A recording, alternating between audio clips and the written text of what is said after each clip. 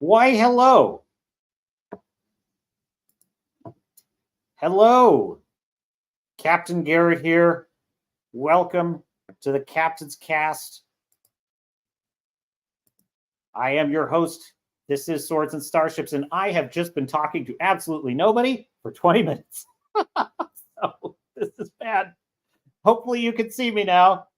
I was just bragging about how industrious your captain has been lately. Yes, I should be streaming now. Yeah. Do you see me? Oh, well, this is no good. So there I was talking about how I have just set up StreamYards and I'm simultaneously streaming to YouTube, to Twitter, and to Rumble. And then it turned out that I had not hit live on YouTube yet. And so I was not streaming to anyone. And so if you want to see what I said for 20 minutes, go to Twitter. On Twitter, it was going great. So, all right, I can't get Kick to work. I got to figure out Kick. So that one I wasn't able to stream to. I am streaming to Rumble. I am live on Rumble. So that is working. So my apologies to basically the whole audience. So I just started with StreamYards. I've been using OBS up until now. So your captain begs your indulgence and your forgiveness. And would this be a bad time to say, please like and subscribe? Now, returning to the subject at hand, I was just pointing out for the unfortunate YouTube listeners who did not see what I was just saying, the brilliant monologue I was just indulging in. I was talking about how Oppenheimer is shaping up to just be an absolute blowout and how, Nolan's a bit of a mixed bag. So when I see this article saying that this movie is going to crush it, I am excited. Oppenheimer, based on the 2005 book American Prometheus by Kai Bird and Martin J. Sherwin, tracks the creation of the atomic bomb during World War II through the eyes of theoretical physicist and Manhattan Project leader J. Robert Oppenheimer. Cillian Murphy, who is just the man, stars in the lead role. The film also features Matt Damon as Manhattan Project Director General Leslie Groves Jr. and Robert Downey Jr. as Lewis Strauss, a founding commissioner of the U.S. Atomic Energy Commission. Emily Blunt, Florence Pugh, and Benny Safdie also star. And I totally just pretended to pronounce that. So what we're talking about is how director Paul Schrader saw this movie and basically said, this is the best, most important film of the century. It blows the doors off the hinges. And he's not even like the biggest Nolan fan, this guy was saying. He says, I am at the moment stunned and emotionally recovering from having seen it. Oh my God, I want to go see it right now. I want to go see this right now. I think it is going to be a stunning artistic achievement, and I have hopes it will actually stimulate a national, even global conversation about the issues that Oppenheimer was desperate to speak out about how to live in the atomic age, how to live with the bomb, and about McCarthyism, with what it means to be a patriot, and what is the role for a scientist in a society drenched with technology and science to speak out about public issues and support Ukraine. Is probably what this same guy is saying all the time. Ukraine flag and bio, screw Russia. And also we should be worried about atomic proliferation and nuclear warmongering. Yes, but it's not Schrader's personal beliefs that interest me. It's the fact that he's not much of a Nolan fan. And wow, that is a pretty stunning statement. The best, most important film of the century. I can believe that. Dude, the Manhattan Project is fascinating. I absolutely love this history. It is, this is what, think about this for a second, okay? We, at pretty much the beginning of World War II, were already thinking about having to beat the Nazis to getting a bomb. And this is just off the top of my head. This is from my knowledge, my personal knowledge of history and, I give or take a fact or two. But basically, the gist of it is we had a choice to make. Do we invest all of this wealth and treasure into researching a bomb And is it worth it? And if so, which theoretical concept do we go for? Because there were two ways to get at it that the scientists theorized. One was to create a gun type weapon, which I believe is what we know as the little boy bomb, which is the plutonium weapon. I might be wrong about that. I'd have to double check. And I believe the uranium weapon was the Fat Man, which was an implosion type device. The idea was either of these could theoretically work, but it will be a massive, massive investment. What today would be billions and billions of dollars just to develop one of them, right? What did we do? We said, let's do both. So they set up two laboratories, one in New Mexico and one in Washington. And we worked on both at the same time. And we wound up getting three weapons, the Gadget, which was the prototype. And then we got the Little Boy and the Fat Man, and you know where those went. So that's why we actually wound up with two. And it was as much a bluff as a final attack, those two weapons, because that was it. We were acting like we had more, but we really didn't.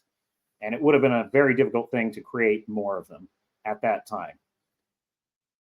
Meanwhile, the Nazis were so obsessed with their racial politics that they had basically driven out any scientist who was suspected to be Jewish or Jewish. They had driven them all out of physics. That's why we have Einstein. That's why we had so many basically refugees from the scientific community in Germany. Basically, the only man they had left capable of developing a nuclear weapon was Heisenberg, which, of course, would be the namesake that Walter White assumed as part of his alter ego in the excellent show Breaking Bad. Werner Heisenberg was the physicist who had the knowledge and the theoretical ability to actually develop a weapon. Unfortunately, even he was brought before the Gestapo on suspicion of being Jewish and or homosexual, possibly both. And he almost went to a concentration camp and just barely got out of it. That's how hard it was to be a scientist. So the Nazis actually never wound up getting very close to having a bomb. Part of it was that reason, and part of it was they spent so much of their time researching other boondoggle super weapons that when they should have just been developing like a tactically effective tank or bomber, which they never developed. There's a great book on this, The Second World Wars by Victor Davis Hanson, that breaks it all down very nicely.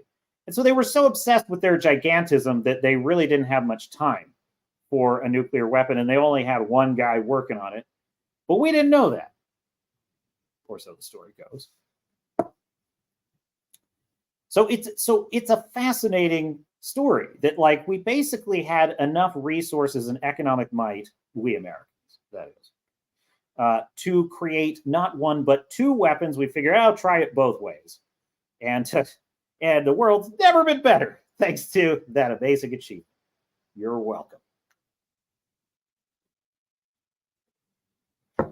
I find the whole history. There's a great film called 13 Days with Kevin Costner, and I want to say it's the guy who plays Pike in the 2009 Star Trek film, Bruce Greenwood. He plays Kennedy. So it's basically Kevin Costner. I don't think he plays Robert Kennedy. It's been a while since I saw it. I think he plays one of the members of the cabinet. And Bruce Greenwood plays Kennedy. It's called 13 Days. It's about the Cuban Missile Crisis. And Kevin Costner's character in the movie, at the end of the film, they've resolved the crisis. The tensions are coming down. The world is exhaling, basically.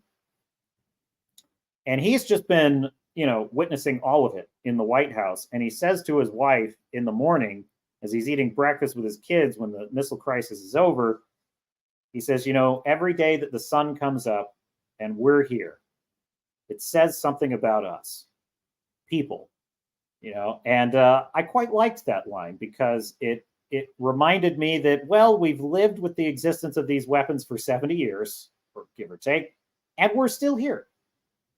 And that gives me some hope because really, we could have pushed that button at almost any time in the last 7 decades, and we haven't. It's been a couple close shaves.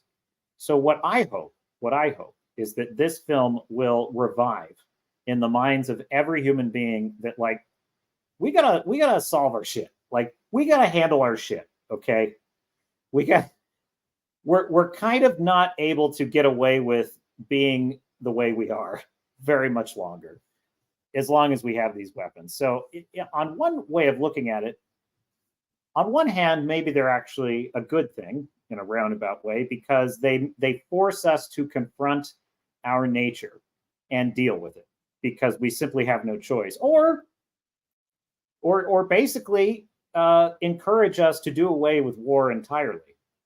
So that would be the most optimistic reading of it. I don't know if Star Fury's in the chat, but I doubt he would agree with me. Let me see. Where is my chat?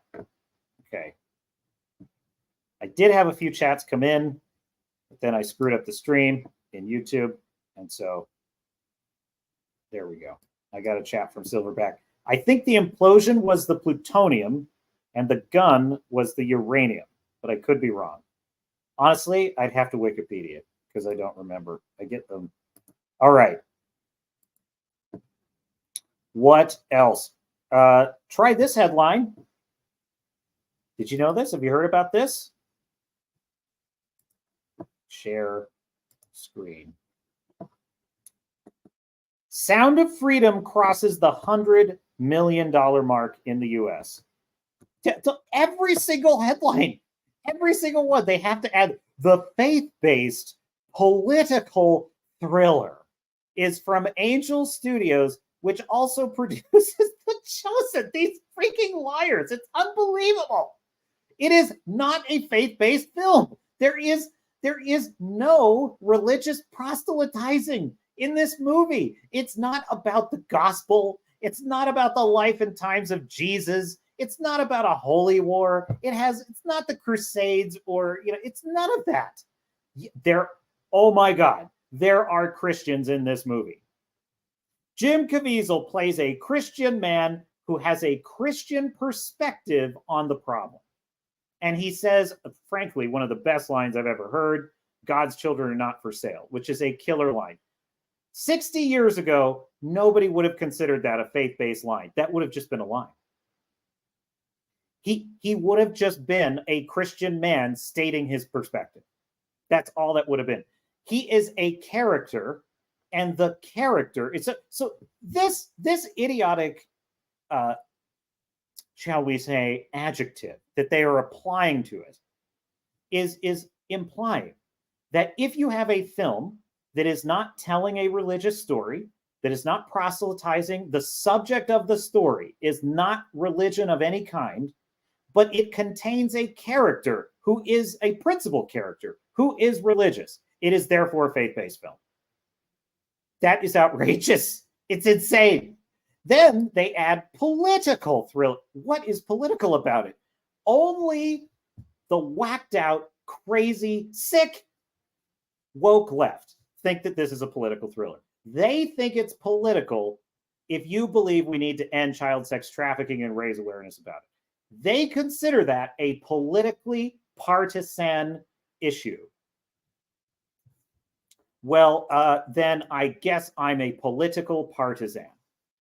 I guess I am a partisan. If I am going to say we need, in the link to the description, in the description, there is, I should say, in the description of the video, you will find a link to the Pay It Forward program where you can donate tickets to this movie. It has just hit $100 million. It's got a $14 million budget. It's crushing it. It has beat Insidious, The Red Door. It beat Indiana Jones and the Dial of Destiny. And it beat Mission Impossible 7, a film I love, which is incredible. Absolutely incredible. And it's amazing how they want to make this a political issue. Well, then I have chosen my side, media. And clearly you have chosen yours. And you've chosen the wrong side. And that I can tell you. But there you have it. So the faith-based, the funny thing is they've been doing this exact gaslighting tactic with everything. Anything that is not the most whacked out, woke, leftist propaganda drivel.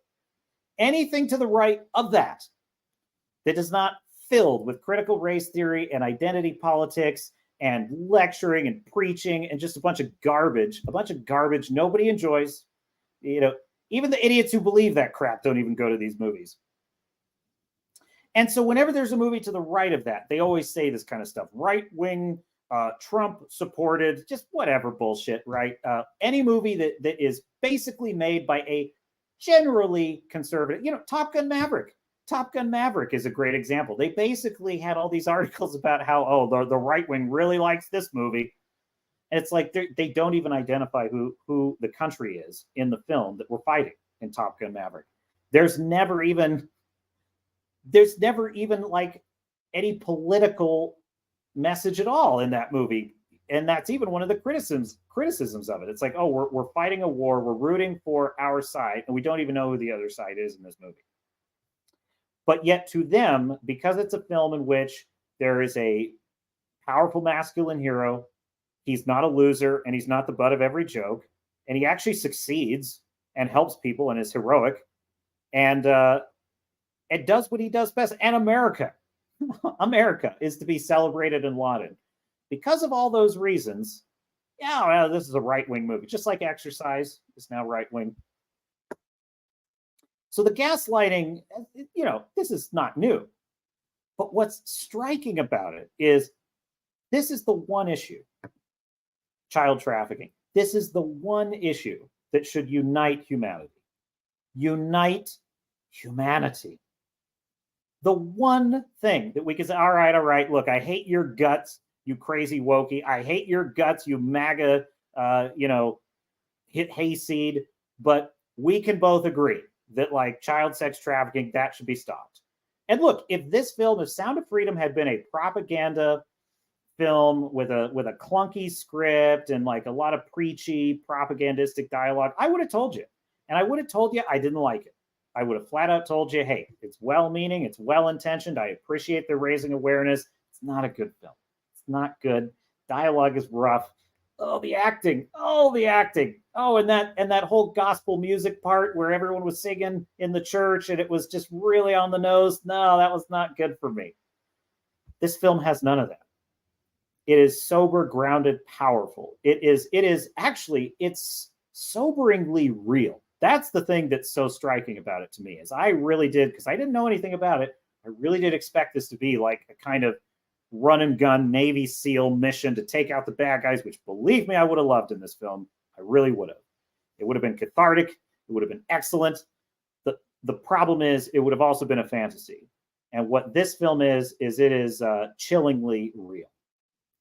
And the wokies, the lefties, the media, Hollywood, they hate it. They hate it. Now, what does that tell you? What does that tell you? In fact, let me see if I can grab this headline for you, because I want you, there is one that is of particular interest. Let me see this bit of I might be able to find it this way. Yeah, there we go. Bam. I got it. I got the headline for you. Now, quick check in on the chat, of course. Jax is back. Ah, yes, people are melting down. Seen Owen Benjamin on the topic. He is going ballistic over Sound of Freedom. Yeah, well, I have not, but I must know. Star Fury says, when are they not melting down? Yes. Exactly my point, Star Fury. Exactly my point. And the answer I would have liked to give to your question, the answer I would have liked to have given is they're not melting down about this because it's about children. It's about saving their lives. It's about ending slavery, a kind of slavery that is so horrific and unimaginable.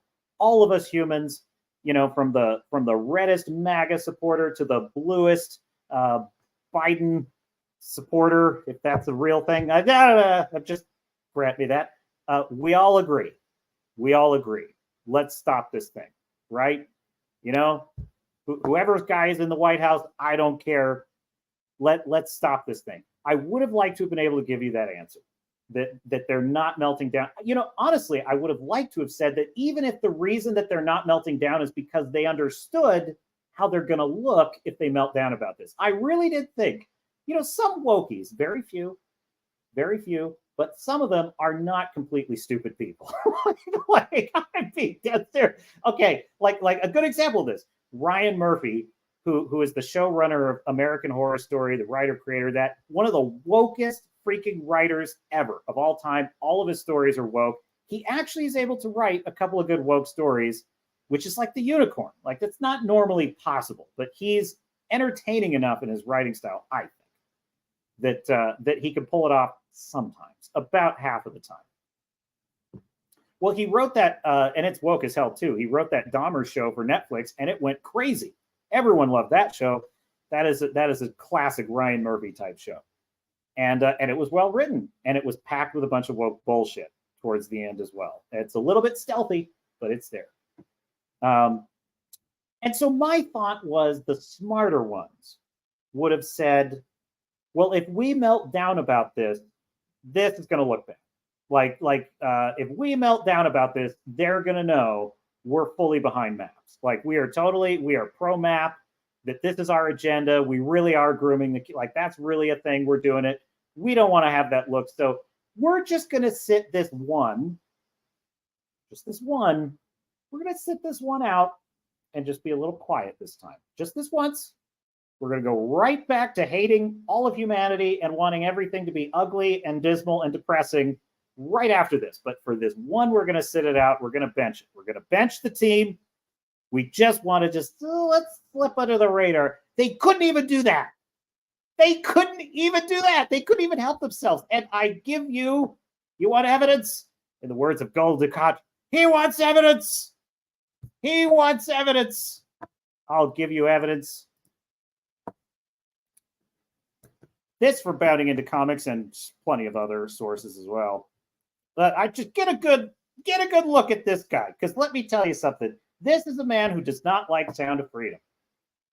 Would you like to know why? Bloomberg writer Noah Berlatsky, who attacked Sound of Freedom, gets exposed as a pro-pedophilia activist. Bloomberg writer Noah Berlatsky, who recently penned an article attacking Sound of Freedom and moviegoers attending the film, was quickly exposed as a pro-pedophilia activist. The article was titled QAnon. Oh, isn't that interesting? It's always QAnon with these freaks. QAnon and Sound of Freedom both rely on tired Hollywood tropes. Attacks the film as a QAnon dog whistle. Berlatsky wrote, so I got to be extra creepy when I do this voice. Sound of Freedom is a QAnon dog whistle, or is it just another thriller? That the answer is that whatever the filmmaker's intentions, it functions as both.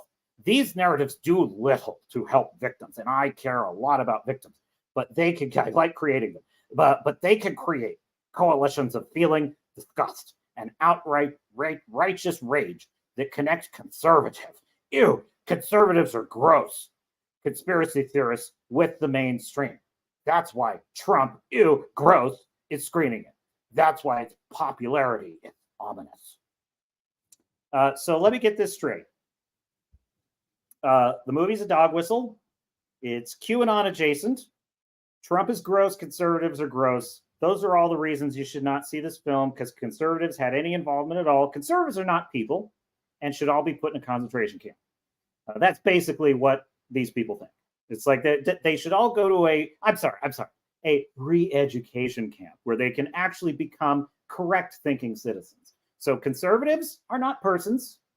Christians are not persons. They're not entitled to have opinions, views, or causes. If they do, it's for evil purposes. Just want to be clear on that. And Trump is bad. Okay, cool. What else about this guy? Following the publication of the article, Berlatsky was exposed as a pro-pedophilia activist. The post-millennial senior editor Andy No shared to Twitter, the person who wrote this Bloomberg opinion piece is leftist activist Noah Berlatsky. He was the spokesperson for MAP, minor attracted person advocacy group, Protasia. In 2017, he tweeted that pedophiles are a stigmatized group who get designated as deviants for hateful, orange man bad purposes. I the orange man bad. The person. So there you go. And this is his exact tweet right here. Pedophiles are essentially a stigmatized group. Certain people get designated as deviants and people hate them. And I hate Trump and conservatives and Christians as well. They're problematic and they're QAnon adjacent. Well, what does that tell you? If there's ever been a time to be proud to be a conservative, whether you are or not, frankly, these people think you are. If you're a normal human being who thinks child trafficking is bad, you're a conservative now. You're a right-wing MAGA, crazy, radical, alt-right crazy. If you are on the partisan line of believing child sex trafficking should be stopped. I just want you to be clear on what your political ideology now means. And if you are on the side of this guy, well, I guess that means you're a leftist. I guess that means you're woke. So yeah, lefties, you can have this one. You can have them. You defend these people. That's your job. You go out there and you keep attacking this movie and you keep protecting creeps like this. I have to tell you. Oh, look, I forgot. There's more. He went. This is other tweets. This guy. Oh my God! Look at this guy's photo. It's not even. Look. Stereotypes exist for a reason. Okay. This is not good. Young people of any gender, this guy wrote, who trade sex. He's talking about underage sex workers, otherwise known as slaves. Young people of any gender who trade sex face arrest and abuse from police. No one is very interested in helping them. Yes, and notice that the police are the bad guy. Yeah. What you might call that a system of systemic oppression, might you? Yes, the police are the enemy, Trump is the enemy, conservatives are the enemy, Christians are the enemy, Sound of Freedom is the enemy, Jim Caviezel is the enemy, but because they are all the people that are oppressing child sex workers who are just trying to make a living, don't you know? Do I have that right, Mr. Berlatsky? The issue isn't that people care about the victims. The issue is pedophiles are loathed. Well, true statement, sir. Oh, I mean the second part anyway. Look at the insanity of that statement. That like because pedophiles are loathed, it means people don't care about the victims. Why is it not possible to have both? We want to save the victims and we loathe the pedophiles. There's two things can exist at the same time, sir. Oh, God. Okay, get rid of that. Get rid of that. I can't look at that. The presence of that man's face on my screen is going to make it impossible for me to hold down my lunch. So yes, I went through 3 fascinating stages with this. The first time I heard of Sound of Freedom, which was literally days before it released, never had heard about it before. Oh, okay, it's a film, and what's it about? Oh, it's a Tim Ballard, okay, and he saved children from. Wow, that's powerful. Indie movie? Oh, not supported by Hollywood. Not surprising. Oh, so it's well, that would be cool. You know, imagine if this movie were successful. I said, I bet this would piss the wokies off. And then I thought, wow, that's stunning. And then I thought, they have to have some strategy. Surely they know how they will look if they attack this movie. And for that reason alone, this will be the one that they kind of pull back a little. Then one article comes out from Jezebel. Immediately, the day the movie comes out, one article from Jezebel. It's as drenched in the creepiness and the pedophile defense as you've ever seen. And I'm thinking, wow, there was one out there. One bold, woke soul who just went for it. And I'm thinking, maybe the rest of the wokies are like, shut the fuck up, man. What are you doing? You're giving away the game. Shut your fucking mouth. Let the conservatives have this one. Idiot. That's what I'm kind of expecting, right? Variety, Deadline, The Guardian, all of them. Just, and it's the approved Grace Randolph. So I'm not gonna watch this movie because it was a bad business decision to put it out, because it's only ever gonna make hardly any money, $100 million. So I'm not going to still watch it because it's conservative and there's an election coming up. Has no political messaging in it. So anyway, all of them line up and they have the typical, yes, well, this movie is very good and well-meaning, but there's a note of the dog whistle in this, and it's very disconcerting. And of course, I care about the children. Nobody wants to see them exploited. Nobody does. Nobody. By Jove. But it is concerning that the star of the film, which we, of course, all would have supported wholeheartedly, but the star has expressed problematic views. I'm thinking, all right, well, that's typical. Ain't that just, fine? Sure. At this point, they probably do it without even thinking about it. They're like, oh, a film a conservative likes that has one Christian notion in it. All right, cool. Let me get to my keyboard. Let me just chat GPT. Give me 10 woke things I should say about a movie I don't like. Oh, okay. It's a QAnon adjacent. Got it. Donald Trump is planning to watch it. Oh, okay, good. And I'm thinking, so it's just habit. It's just habit. And then a flat out avowed pedophile defender comes out and says, this movie is bad. And I'm thinking, these people are fucking nuts. They're insane. I feel like, to an extent, even I couldn't even predict. I'm thinking these people, they're lunacy.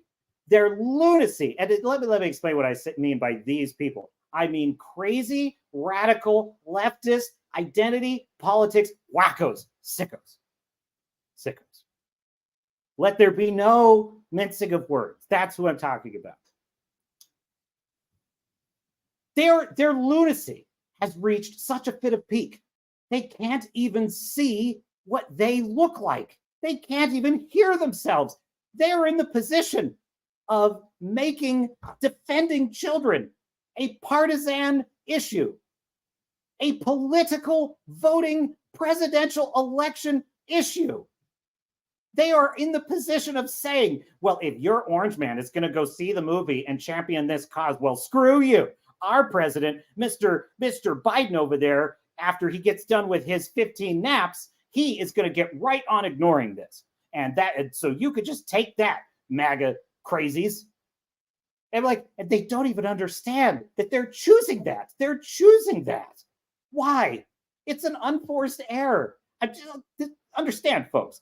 This is a tactical Machiavellian analysis here. This is purely the Game of Thrones gamesmanship of it. They're playing a Game of Thrones with all of society.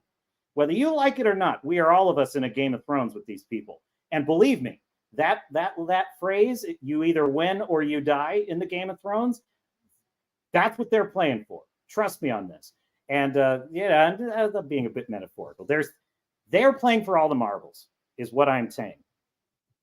And we better be too. And if this reaction to this movie does not show you that, if this movie does not show you their reaction to this movie, if it does not show you how serious this fight is, you better wake up, because there ain't nothing that's going to wake you up to this. If you don't think Bud Light going down in flames, it's not one of the most important things that has happened in our culture in 50 years. If you don't think that, you need to read Mr. Bertasky's sharp, trenchant indictment of this film that is QAnon adjacent. You need to understand these people are whacked out. And they're playing for all the power in society, all of it. Michigan courts just ruled you can $10,000 fine, felony imprisonment if you misgender someone. First Amendment, what's that? Game of Thrones, folks. Now, they're playing a Game of Thrones, but what's incredible to me is, how can you make this mistake? If you're playing to win, how can you make this error? You have to be really stupid people to literally just choose to put yourself in the position of attacking this movie. Not believe me, I'm glad that they have. I mean, not for the sake of the film. I am glad that they are showing us who they are. I had that clip that I showed in one of my last videos. It's Hannibal looking at the guy, Mason Verger. His face he is a pedophile. In the film Hannibal, Mason Verger is a pedophile that Hannibal was treating as a psychiatrist, and he got him high on psychedelics, and he had him basically cut up his face. And so now Verger wants revenge on Hannibal because his face is all mangled and hideous. And he says, "Oh, I bet you'd wish you'd fed me to the dogs now, Hannibal, Dr. Lecter." And Hannibal says, "No, Mason, I much prefer you just the way you are." It's like, well, no, Mr. Bertasky, I prefer you just the way you are. A foaming at the mouth creep who is revealing exactly who he is for all the world to see. The freaking arrogance, the absolute gall. Can you imagine a society in which pedophiles tweet? They tweet their defense of pedophilia? What has happened, folks? What has happened to our... These tweets, that they exist is insane to me. Like, you would think this guy... That just goes to show you how much protection they have. How much protection. Now, listen, I am no conspiracy theorist. I am not coming to you. I don't like QAnon. I don't read QAnon conspiracies. I'm 50-50 on the things Alex Jones says. I am not. The moon landing was real. It was flat out real. I will fight you for that. I am not a conspiracy theorist, and I am telling you, these people are such lunatics. They're starting to push me in that direction. I am starting to be more open to these arguments about, whatever the secret cults are. It's like I'm getting there. I'm getting there because what else could explain such lunacy? I just don't know. And that was quite the rant. Fu Man Blue says, "Permission to come aboard, Captain, with a $2. Thank you, Fu Man Blue. Permission is granted, sir. You are watching the Captain's Cast, where permission to come aboard is never required, but always granted. And I am your host, Captain Garrett. This is the Swords and Starships Channel. And we are talking about a very non-political film that the crazy, woke warriors in our society have chosen to make political, and therefore we find ourselves on the battlefield. We did not choose it, but we will defend our culture. We'll fight them on the beaches. Anyway. So thank you, Fu Man Blue. I very much appreciate it. YouTube is giving me the little heart emoji thing again. So if you want to put a heart on it, you can. No, we got to keep our chat. We have military decorum here. Decorum will be maintained aboard this ship. Star Fury says, "Hi, Fu Man Blue," which is good. I like to see camaraderie among the troops, the crew. Star Fury says, "We now live in the fabled Sodom and Gomorrah." I tend to think that humanity, look, it comes in cycles. I think that what happens is civilizations rise. Sometimes they are founded by good, free people.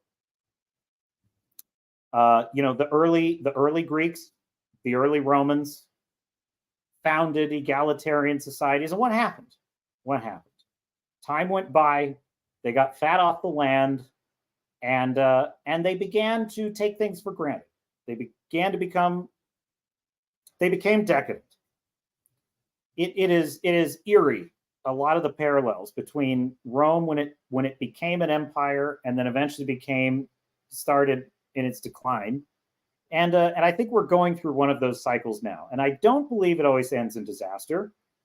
Sometimes it ends in a rebirth, a renaissance. The Renaissance. I came from the ashes of medieval feudalism collapsing. Medieval feudalism broke under its own weight when a little thing called the bubonic plague wiped out a third of all the serfs in the land. And what rose out of those ashes was the printing press, printed books, art, literature, the middle class, so to speak. Fu Man Blue says, "Oh, no more hearts." No, there will be no hearts aboard this vessel. No hearts whatsoever. I'm looking at you, Tom. Now, that is my way of saying I am somewhat optimistic about this. I'm somewhat optimistic that humanity, look. During the height of the 80s, during the Cold War, do you know how many nuclear, since Oppenheimer is on all of our minds, do you know how many nuclear weapons were on each side? I believe, and this is off the top of my head, but I'm close on this, give or take a couple thousand. The Ruskies had something like 80,000 nuclear weapons, and we had something like 60 or 70,000. Think about that. Between us, 150,000 nuclear weapons. Two countries pointed at each other. There would have been nothing left, folks. This planet would have been ashes if that had gone off. Now, where are we at right now? Well, right now where we're sitting, I think it's a positive sign, but since the fall of the Berlin Wall, stockpiles on either side have dramatically declined. And so right now what you're looking at is about roughly 7,000 nuclear weapons on, I believe, the Russian side, and something like 5,000 on our side. Now, that is still enough to irradiate the planet and starve pretty much the entire northern hemisphere and wipe out probably a third of all humanity if all those were to be fired. Maybe more. We don't actually know exactly how bad it could be. But if all those went off, it's still enough to end all civilization easily, handily. But that's a dramatic reduction. That is a very dramatic reduction. I mean, we're literally looking at about a tenth of the nuclear stockpile pointed at each other as what we used to have. So in a way, I consider that a flat out miracle, a miracle. If we were absolute knuckle dragging apes that had no chance at ever, overcoming our baser nature, if we couldn't solve these problems like war, violence, poverty, totalitarianism, child trafficking, if we didn't have it in us to solve these problems, I believe we would have nuked ourselves 50 years ago. I believe we would have nuked ourselves 30 years ago. The fact that we've gotten this far without doing it is kind of a stunning human achievement, in my view. Now, the century is young. There's a lot more humanity to go before we, the world's going to spin on for a while longer. So we're not out of the woods. But that is Tom. You, Tom. Damn you, sir. Damn your eye. Damn your impudence, sir. A heart in my chat. A heart. I won't have it, sir. I won't have it. To the grating with him. No, I'm just kidding. Hearts. It's a clown. Star Fury puts a clown in there. Is it? All right. Well, your captain appreciates your chat, appreciates your presence, and to all you lurking. And I know that there's so let me check the Rumble. I should, I'm just so. Rumble is hard to use, man. You wouldn't believe how long it took me to figure out getting my stream up on Rumble. I did get it done. Going to my live streaming now. I don't know how to see the chat. That's the problem. How do I see? Oh, there it is. Okay, cool. Oh, sweet. All right, I'm there. So Gabby is in the chat over on Rumble. Says, when I saw Dead Reckoning, the theater was empty with about 5 to 7 watching. When I saw Sound of Freedom three times, the theater was filled. A big difference. Sound of Freedom cost $15 million. It earned over $100 million. Incredible. Yes. Thank you for the comment. Gabby over on Rumble. Give us a like, a subscribe, a thumbs up. You are watching the Captain's Cast on the Swords and Starships channel. I am your host, Captain Garrett. And to that I say, Gabby, I had exactly the same experience. Well, actually, I would say Dead Reckoning was reasonably full. It was about half full, I would say. And Sound of Freedom, packed. And what's interesting is I'm at a theater that is not usually bustling. I'm at a theater that's not typically packed for anything, quite honestly. Like Indiana Jones was empty. That was dead. And I'll tell you what, it was the most strained laughter I've heard. The laugh lines in that and the dial of the thing. But it's like we've reached a point in our society I think we reached a conclusion some time ago that it was impolite. It was impolite to discuss morality. It was impolite to say, well, my moral beliefs are. And I can understand the friction. You know, we have differences of opinion. We have differences of opinion on certain things, whether one thing is moral and one thing is not. And we endeavored, we Americans, we citizens of Western civilization, all free societies around the world, we have endeavored to found societies in which neighbors who disagree can live in peace together. And in my view, that model, a citizens' republic, not a pure democracy. I don't believe in pure democracy. It is not, democracy is just another form of tyranny, but a representative republic that is governed under a constitution and the consent of the governed. Those societies endeavor to agree to disagree. We agree to disagree. And I think we took that too far.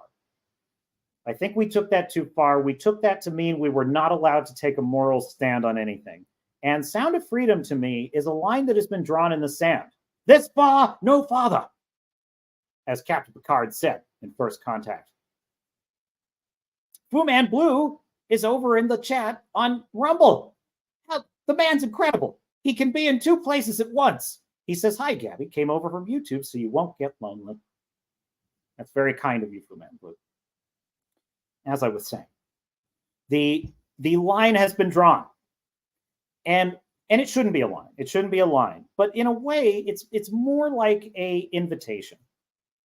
I consider this movie. It is an invitation to our fellow humans to ask each other, do we agree on anything anymore? Is there one value we have in common at all? Is there one social moral line that we all agree shall not be crossed? Is there one? Certainly, if there's anything on the Bill of Rights, no. Those are all partisan issues now. If you agree to free speech, you are not a leftist. If you disagree with free speech, you are a leftist. That's where we're at. All of our foundational beliefs. Look, my attitude is anybody who doesn't believe in freedom of speech, absolutely. I'm not talking about incitements to violence or things like that. I'm talking about anything that is political, comedic, artistic speech that is not a violation specifically of someone else's rights. That being like, child pornography, for example, or incitements to violence, that sort of thing. If you do not agree to that proposition, then you don't believe in democracy, you don't believe in freedom, and you are playing a Game of Thrones. And if you are challenging us to a Game of Thrones, you're going to lose. You're going to lose. And so that's the deal. I'm happy. I'm happy to lay down my arms. I am happy to lay down my arms and accept an olive branch. And I will look for it every day. But until it appears, I will assume that this is a battle for humanity's soul. And this film is a battle for humanity's soul. And that's going to bring people to the theater, frankly. And what is shocking to me is, I actually expected it to be a touch political. I expected it to be just a touch, not a lot. I was stunned when that movie was over. It's an incredible film. I mean this quite seriously. I'm not talking about the message or the cause or anything, just purely on a filmmaking basis. The acting, the cinematography, the music, the direction, just everything. Brilliant.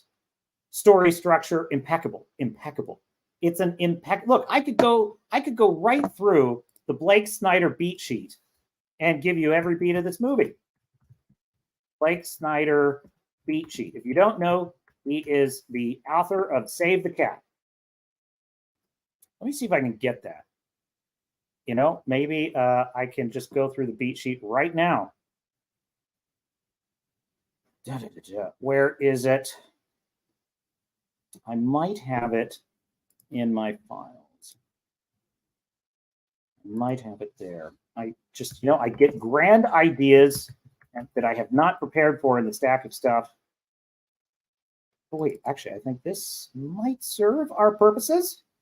This might serve our purposes. Okay, cool. It's not perfect, but this will do. This will do in a pinch. Okay, let me see if I can share this then.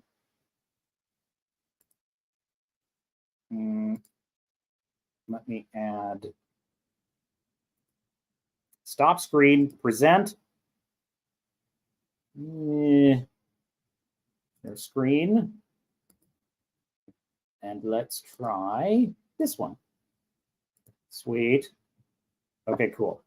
All right, so Blake Snyder is an absolute surgeon when it comes to story structure. And he has basically explained every beat of a story, okay? Every single successful film, and this works for novels too, but for our purposes is basically talking about a film. It's a little, you have to tweak it a little bit for novels, but I use this when I'm writing my novels as well. You have an opening image. The opening image of every film is very important, and it is directly complemented by the final image at the end of the film. By the way, this film had excellent. It actually had an identical opening and final image. It was beautiful. It was brilliant. It was pure poetry. Theme stated, right? Theme stated. God's children are not for sale. Theme stated in the first act. Setup of the film. You see Tim Ballard. Okay, well, I don't want to spoil everything, but I'll do like the first act. So you see Tim Ballard. He's hunting down the pedophiles. He's struggling emotionally. He's having to endure just these torturous things. He's on the trail of shutting down, another American crime, and it's one after another. It's whack-a-mole. He keeps knocking them down. They just keep popping up. Catalyst. So the catalyst is an event in the film that propels us into the main action, the main story. He encounters one specific case that really tugs at his heartstrings, and he sees an opportunity to actually save the child and bring him back. And he succeeds, and this causes him to then have the option of potentially saving his sister. That is the catalyst. And then we move into the debate. The debate is, what should a man do who is in his position? Should he give up his whole job? Should he give up his whole life and go and on this quest to save this child? And that's as far as I'll go, because I don't want to spoil anything if you haven't seen the film yet. But I'm telling you, everything on this, it hits every beat, pitch perfectly. In fact, I would even say the all is lost moment in this film will gut you. It will gut you. It's unreal. The all is lost moment exists in every good film, every single one. And it is the moment when the hero, I would say, let me give you an example. Return of the Jedi. The all is lost moment in Return of the Jedi is when Luke is on the floor and the Emperor is electrocuting him. All is lost. He's lost the fight. He's failed to save his father. The Emperor is about to kill him. That is the all is lost moment in that film. Every film has this. Then, right, you move into the final climactic moments of the film. And also, right at the same time Luke is being electrocuted, we see that Han Solo's been captured by the stormtroopers, and they're going to fail to get the shield down, and all of the rebels are about to be annihilated. So it actually is perfectly in Return of the Jedi. There's actually a perfect all is lost moment across the board. So it's excellently done. So my point is, this film, Sound of Freedom, is not just, it's not a propaganda film. It is an excellent film. And I probably had some other original, brilliant point I was going to make about all of that, but I forgot. So, anywho, Filmman Blue says, we almost nuked ourselves several times, and it's only dumb luck we didn't. And he also said, LMAO, probably at my mention of Tom and his heart in the chat, which the captain will grudgingly allow it. Jack says, listening to Dr. Stephen Greer, he said that some ETs have manually shut down for a few missile silos. Let's hope not. Jack says, damn, this is a good model screen cap. Yeah, get the book, Save the Cat. It's absolutely excellent, and it will teach you story structure. And it will teach you, if you are trying to write something and you can't figure out what's missing, this will fix that for you. Right? Because I guarantee you, if there's something not working in your story, it's because you're missing one of those beats. And there's other parts to this too. He diagnoses how to create a character, what the character has to have. In fact, the title of the book, Save the Cat, refers to what every protagonist has to have, which is a save the cat moment, a moment that they do something endearing that makes you like them. Even if they're kind of a bad guy, even if they're kind of an anti-hero, they still have to have a save the cat moment. So that is what that refers to. Star Fury is in the Rumble chat. What? Boo Man Blue says, woot, smash that like. Star Fury says, how dare you talk about story structure? You sinner. Recant, you sinner. Okay, I was like, what is that? Yeah, recant, you sinner. No, I will not. I will never cease to talk about story structure. You know, we got on a Jim Caviezel kick. Me and rest of the family, you know, after Sound of Freedom, and they were curious. They were asking me about Jim Caviezel, and I was like, oh, I love Jim Caviezel. He's in one of my favorite movies of all time, The Count of Monte Cristo. And oh, what's that? I said, oh, you haven't seen The Count of Monte? No, we haven't seen it. Well, let's watch it tonight. We'll watch The Count of Monte Cristo. Frankly, it's a little bit to lighten the mood after watching Sound of Freedom, because that is a tough movie, let me tell you. And, well, I just don't want to watch a vampire movie. And I'm like, wait, what? Well, I never watched Count of Monte Cristo, because isn't it some vampire movie? I'm like, no, it's an adventure tale. It's like by the guy who wrote The Three Musketeers, Alexander Dumas. And it's like, and they're like, well, oh, I didn't know that. And it's, you know, it's a great film. Did you know? I just read this. Today that Jim Caviezel, or was it on Benny Johnson's show? Maybe I actually think I heard Jim Caviezel say it himself, now that I think about it, because I was watching him on Benny Johnson earlier today when I should have been working. Well, it was work because it gave me fodder for the stream. And Jim Caviezel said that when they made the film Count of Monte Cristo, one of my absolute favorite lines in the entire film is, God will give me justice. I love that line in that film so much. And it's because when Jim Caviezel's character, Dantes, is falsely accused of treason and he's imprisoned in a solitary cell in the Chateau d'If in, you know, it's like just post-Napoleonic France. Speaking of Napoleon, we have something to talk about.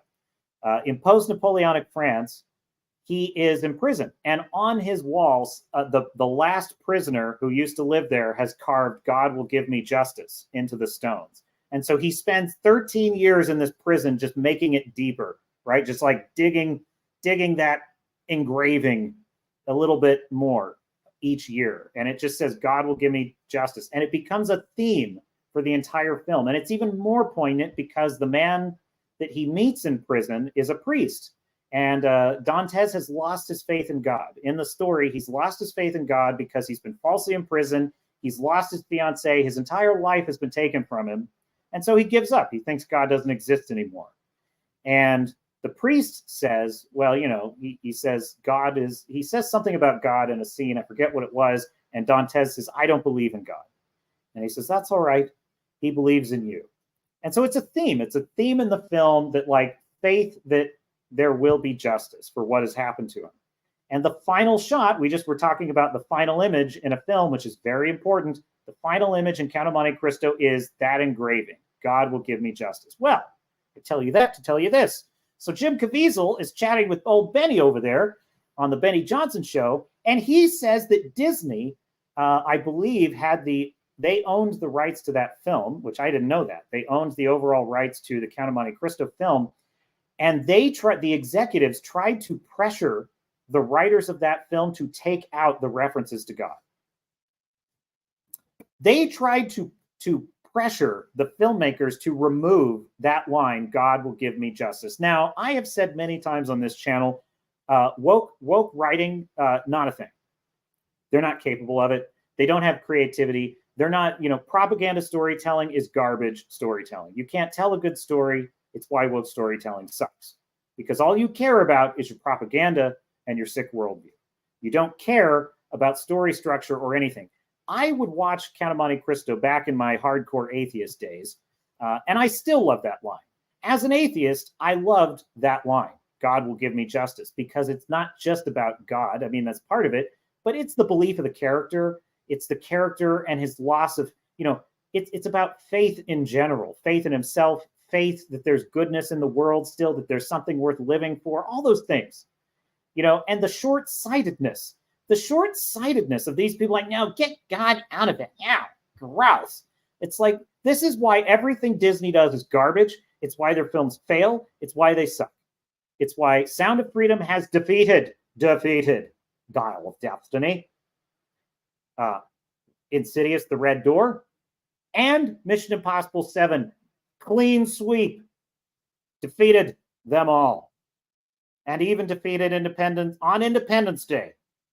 Defeated the Dial of Destiny on Independence Day. How is that possible? You know, and I just think, can you imagine if those idiots had been able to remove one of the best lines in the Count of Monte Cristo? Oh, yeah. No wonder we have garbage. No wonder we have garbage. Can you just imagine what they've done to all the Marvel scripts they've gotten in the last few years? Oh my God. They have probably stripped so many good writing ideas out of all those movies. Can you even imagine how many good writing ideas they have probably stripped out of Doctor Strange Mom and Thor Love and Thunder? They probably saw things that would have been actually good, and they're like, no, we got to get rid of that. We got to get rid of that. That's undermining strong female women.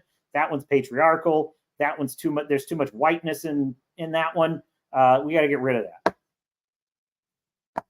Just unbelievable. Just unbelievable.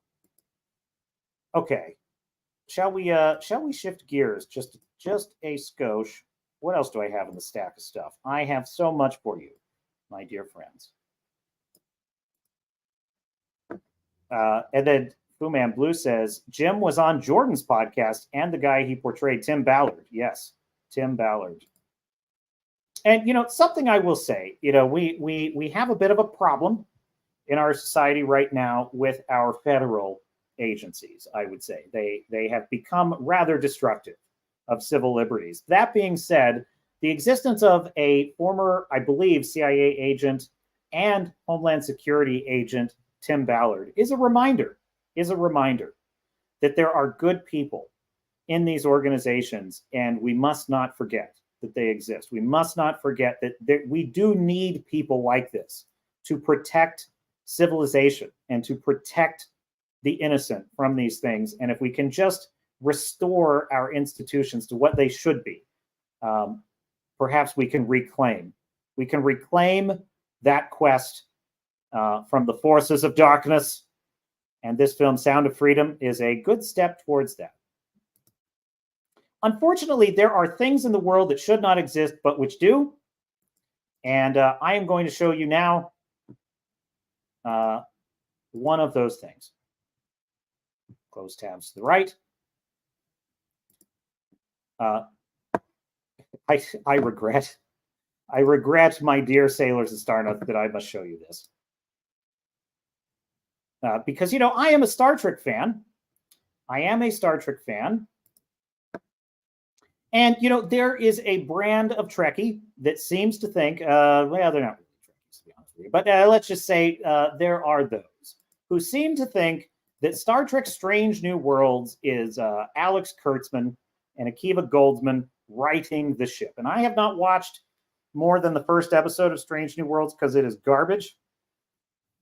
It is like all of Kurtzman Trek. It is glossy garbage. It is glossy, way too glossy garbage, quite frankly.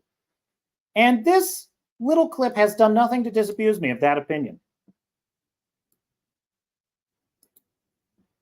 All right, I guess here we go. What even is this? Like, what in the hell is this?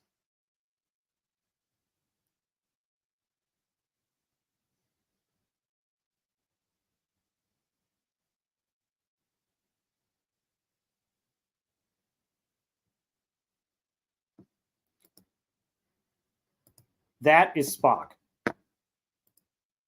Oh, did I not share? I'm sorry. Did I? Okay. Oh, the full screen. It wouldn't let me with the full screen. Okay, let me try again. You probably heard it though, so that's no good. All right, share a screen. I'm learning StreamYards, okay? Just get the lay off of me, as Chris Farley would say. All right, now I believe I can see everything. Okay, good. All right, here we go.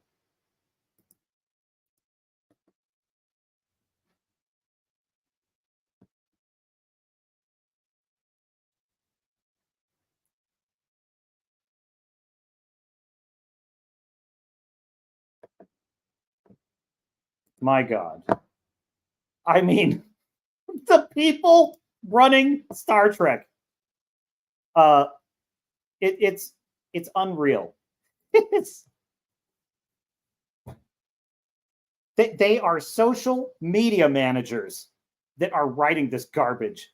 They're like, oh, we need a TikTok video with Spock in it. He's eating bacon. It's like the absolute contempt that they have for Star Trek. I am sorry. You know, I've seen comments in some of my videos about, oh, you don't understand Star Trek. Screw you. And I'm like, dude, let me explain something to you. If that shit is interesting to you, you don't understand Star Trek. You have no appreciation for what the original series was, Next Generation was, Deep Space Nine, Star Trek Voyager, even my beloved Star Trek Enterprise. You have no understanding of what any of those shows were.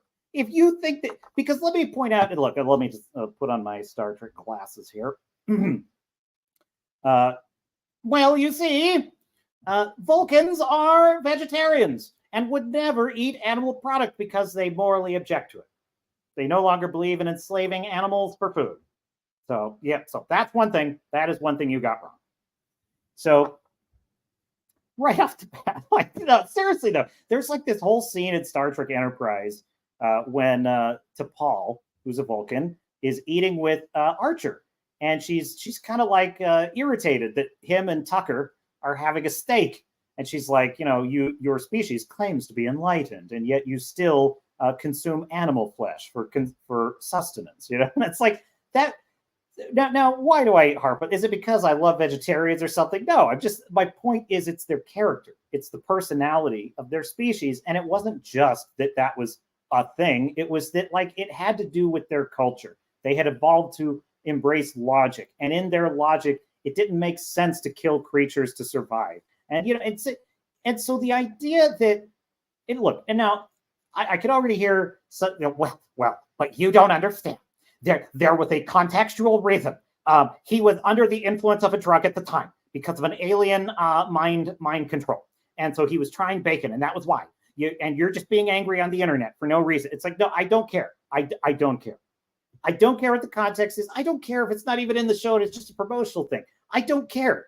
There's no excuse for this garbage. This is supposed to be Spock. Spock. Do you know what Spock's role on the ship was? If you watch Modern Trek, you sure as fuck don't. You sure as fuck don't. His role on the original series was the chief science officer. Science officer. He was the voice of logic, reason, and enlightenment. The idea that he's sitting there just, it's bacon. Oh, it's so good. Just the disrespect, the disrespect of everything, not just like wrapped up in that clip. Why am I so obsessed with this right now? Because that clip encapsulates everything, every level of what's wrong with Kurtzman Trek.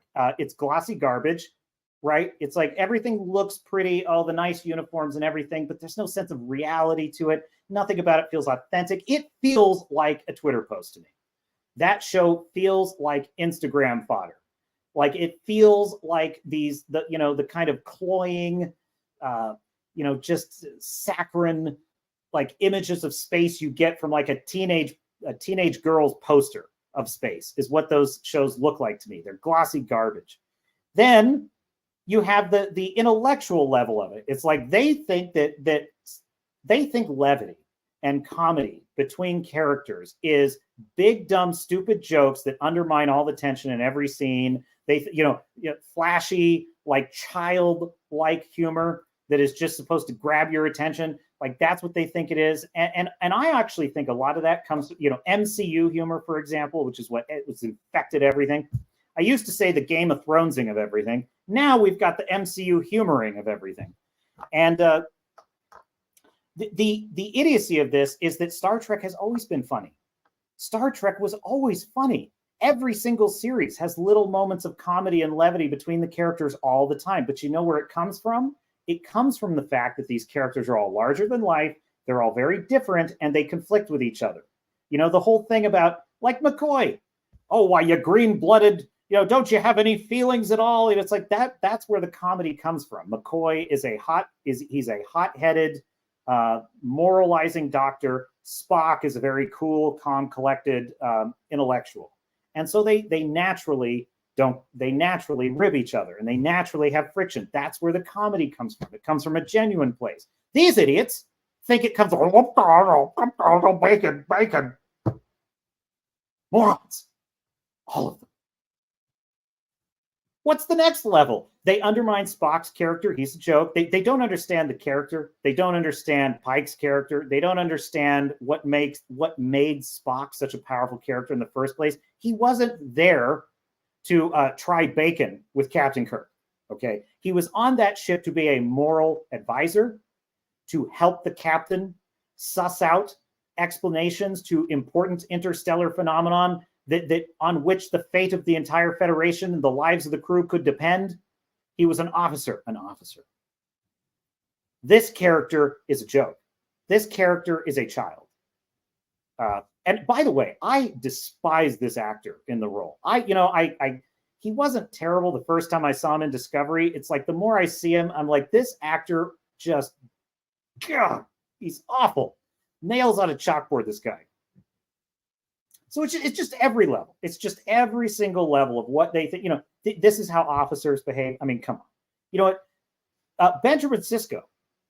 I love the character of Benjamin Sisko. And one of my favorite things about the character of Benjamin Sisko is he's a chef. He's a cook. His father is a chef who runs a restaurant on Earth, which is also a kind of a family heritage thing I really liked. And so, like his father, Sisko is a cook. And he's very passionate about it. And he's also very controlling about it. He has kind of like an obsessive, he won't let anyone touch his spices. I like that. I like that quality. And so there were lots of great scenes in Deep Space Nine in which there was comedy that was naturally emerging from the fact that he's the cook and nobody else is. And it was never like that. It was never like some stupid TikTok video. It was, I'm a man, this is my kitchen. It was like, don't touch that, don't touch the sauce, you'll ruin it. It's like, I like that. They were adults. They were adults. Fortunately, my dear sailors and starnauts, I have an answer to this problem. I have an answer, and I have been working diligently on it. You want to see it? Your captain is also an Iron Age creator, and I have been working on my own science fiction space opera universe that will restore adulthood to science fiction. Thank you very much. And I call it Galaxyborn. And let me just skip to the landing page here. This is www.galaxyborn.com, linked in the description. There it is. I'm not going to play the whole thing, but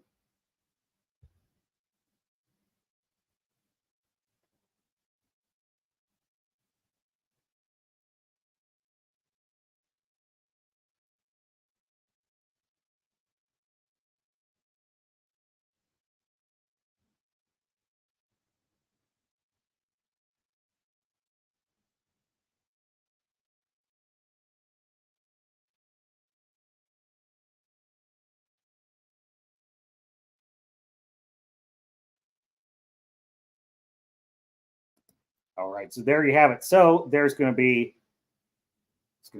dastardly aliens, an awesome ship. That is original artwork, by the way, that I commissioned. So that is canon ship design there. And aliens, licensed art. These are our allies. This is one of our enemies, the Rokoi, but that some of them are, some of them aren't. They're kind of like the Klingons, so to speak. They're sort of analogous to the Klingons. So yes, we are working on new things. We are working on it. So take heart. But I just had to share with you some of that cringe because my God.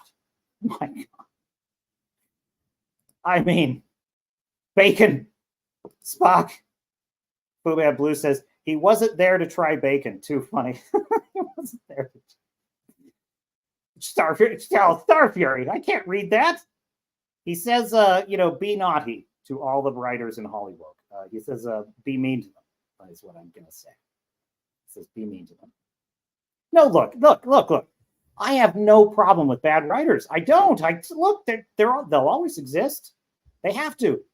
If you didn't know a bad writer, you wouldn't know a good one. And so the bad writers, but look, I'm not rooting for anyone to be a bad writer. And I have no, and look, it's not even a question of is it good or bad. Sometimes it's just not for me. Like Barbie, I could go watch Barbie and review it for you, but honestly, that's not even fair. That's not a movie I'd ever watch for any reason ever. So I ain't going to see it. It turns out it's apparently I hear it is a radical feminist rag, that whole movie. And so it's like you almost kind of wonder, like if they just did it like Super Mario Brothers and it was just fan service, it'd make $1 billion. It would just make $1 billion. Maybe it still will. I don't know, but I just feel like but they just can't help themselves. But anyway, so I'm fine. I'm fine with Barbie existing. I'm fine with radical feminists writing all their stories. What I object to, my dear sailors and star nuts, my objection is to the lying media falsely reporting success where it doesn't exist, gaslighting and lying about the fan base and creating division and hatred between people that does not have to exist. The fact that the fact that speech itself is being suppressed to protect these companies. That is what I object to. I don't, if it were just a flat look, take Sound of Freedom, for example. Imagine if we lived in a world in which Sound of Freedom was released. Some people went to see it. Mostly Christians were talking about it because it was something that tended to interest them. The movie began to succeed, and the media reported, oh, wow, here's this independent movie. It made $100 million, and it's about an important message. Wow, this is impressive. Imagine, and then people said, oh, what is that movie? Let me go see it. And then they said, Indiana Jones 5. I just watched this movie, and, maybe a better example would be, because pretty much they all bagged on that one. What's one of the ones that they propped up? Like Black Panther, Wakanda Forever. Imagine if they just honestly reported on it and they just said, well, this movie has a lot of problems. It's very bloated, killing off Chadwick Boseman and turning the whole movie into a funeral form when they would have never done that to any of the other legacy characters is weird. And it's probably going to make the movie fail. And then the movie fails and they're like, oh yeah, well, those are the reasons why.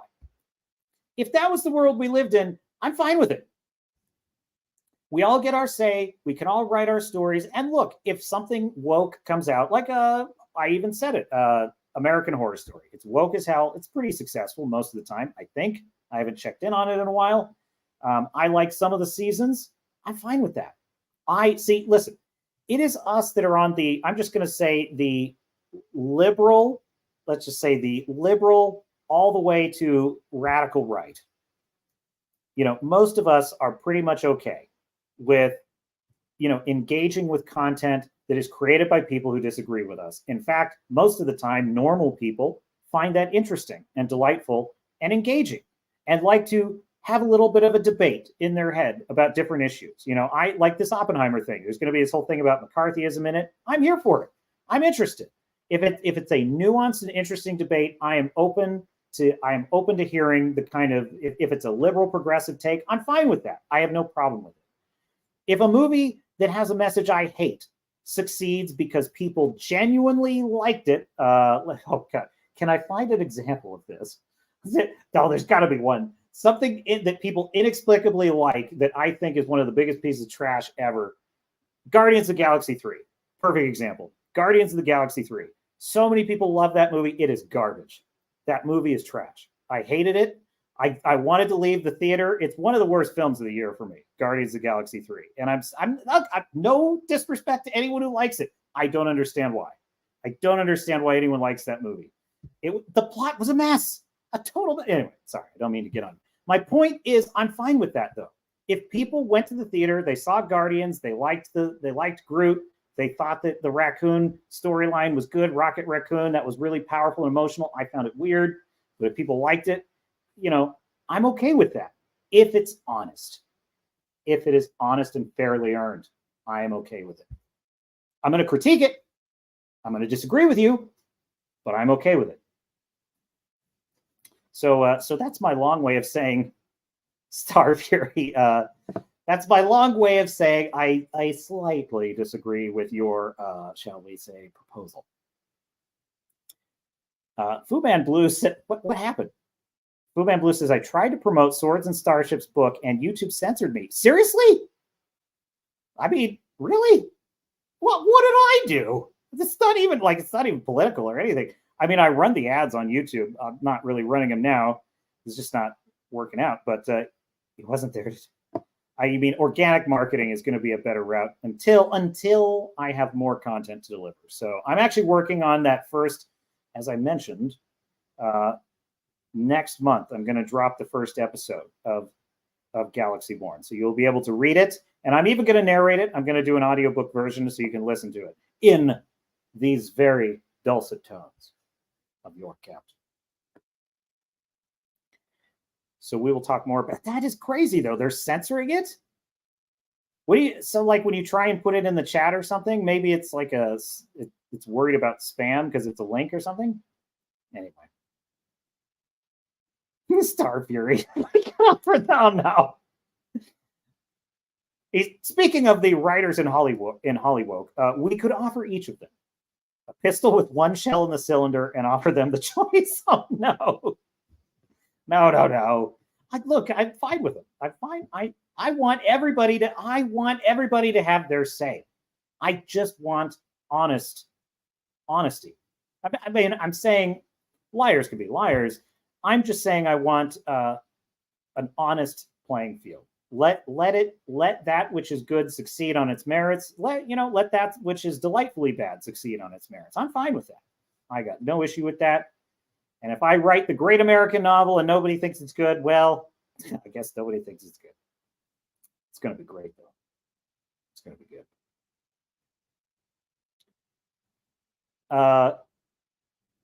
Fu Man Blue says, if you want to be cool like me, then get your copy. Order today. Thank you, Fu Man Blue. Awesome. I seriously appreciate it. I really do. And Star Fury says, Swords and Starships, will you offer a PDF ebook package only? Well, let me think about that, actually. I probably could. I could do that. I know I priced it at kind of it's meant to be sort of a campaign, right? So the idea is, my goal is actually to kind of build some momentum and use that to fund greater efforts. But yes, I will consider that. Let me think about that, and maybe I can add that as like a price tier for just the ebook, and yours truly reading it. Yeah, great call reading your own book. Well, I'm not as good at voices as people think I am. I'm really not. I would rather have professionals do it, but we gotta work with what we have. So I'm gonna do my best. I will do my best. There's a lot of characters though. That's a lot of different voices. What I'd love to do is have an audiobook with a fully voiced cast. I already know kind of how I want to go about it. So I'm working on that in the background. Plans are in work, but essentially there'd be, maybe 4 or 5 actors and men and women. So I can have male and female voices. That would be nice. Maybe throw in a non-binary voice just for fun. I'm just kidding. That's not a thing. It's not real. Doesn't exist. That is a fantasy. What else? What else is in the stack of stuff? Just did my own shameless plugging of my own book. And hey, I could talk, hey, at least it's not 3 hours of coffee brand coffee. Just kidding, Jeremy. I'm drinking it right now. Can I just say something about the quartering? Can I feel a little bit of insider baseball for YouTube junkies like myself? The quartering, that guy is the best ad reader I have ever seen on YouTube. Let me tell you why.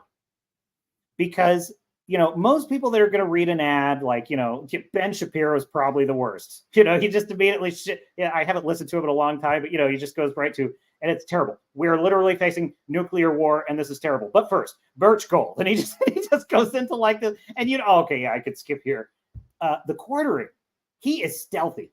He figures out that like his audience has figured out when to like skip things. And so he'll just be like, yeah, and then this article. And he's like, and that's what they had to say which is why it's really important that I talk about, League Shadow Legends. And then suddenly, and you're like, and like 1 minute goes by, and I'm like, wait, I'm listening to him do an ad read on League Shadow Legends, and I didn't even realize it. And I'm like, damn, he's really good at this.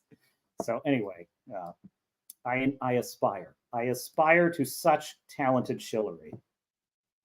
Let me show you something I stumbled across, totally apropos of nothing. I just got dumb lucky, and I just stumbled across it, and oh my God, did I just get like a serious... no, there's no good way for that sentence to end. There's no good way for it to end. Abort mission. Abort mission. What I meant was, did I just get a history boner? Just a big history boner. And that is the most unappealing thing I've ever said on a stream, and I regret it immediately. But we're doing it live. We're doing it actually. You know what? I saw this on someone else's stream, and maybe we'll do the Bill O'Reilly and Christian Bale just for fun, because that's like my favorite thing ever. But anyway, it turns out that they are making a movie about Napoleon. And I had not heard about this. And this is the Swords and Starships Channel. And we like talking about history. And of course, Napoleon, that is definitely in the swords category. So I have not seen this trailer. I have no idea what's in it.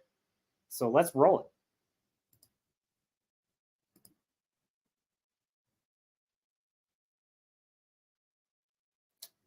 Oh, it's an Apple film. Damn it. Oh, I thought this was going to be in theaters. Well, now I'm disappointed, but here we go.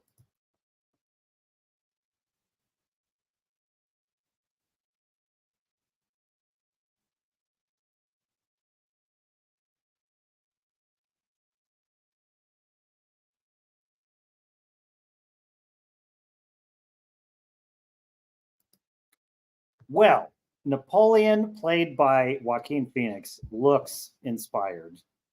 But this trailer, why is there this kind of like rock band style music to this trailer? This is 1793. This is off-putting to me. This is off-putting. I have not seen this, so I was excited to see this. So yeah, Fu Man. No, it's not made by Netflix. Fu Man Blue. Fu Man Blue says Napoleon will be a 7-foot tall black man, right? Like, no, that's on Netflix. That's the Netflix version, sir. You're incorrect.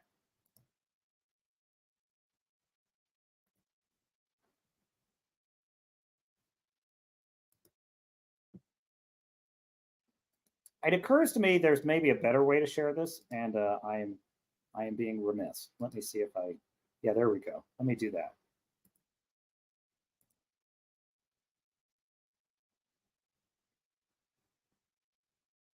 It's Ridley Scott. That's interesting. Dang it. That music is going to kill me.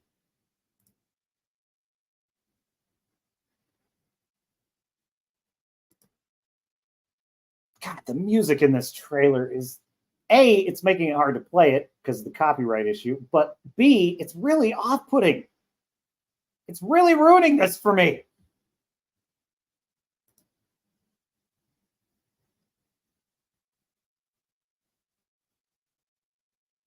Oh no. Those were ships of the line, those were. Ahoy there. Ahoy. Ships of the line. Oh dear.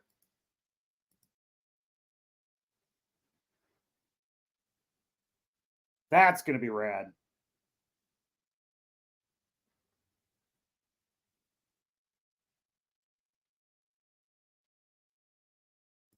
Oh. Sorry. I'm sorry, folks. I just can't. I can't do the music more than like a few seconds at a time. Being transformative.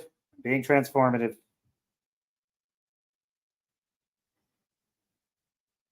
Oh boy. That is not.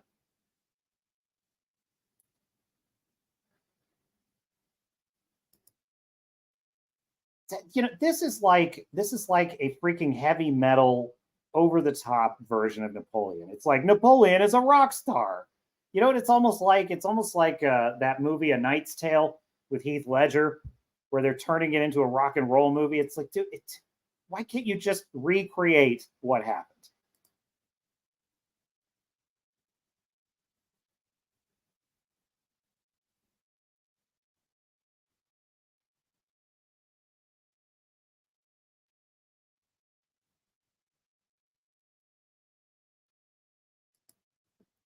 Let me make sure I'm not getting like any warnings here. So far, so good.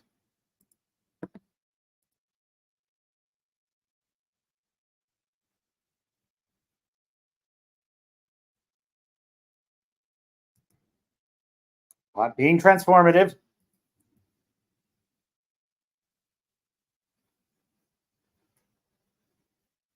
Girl bossery.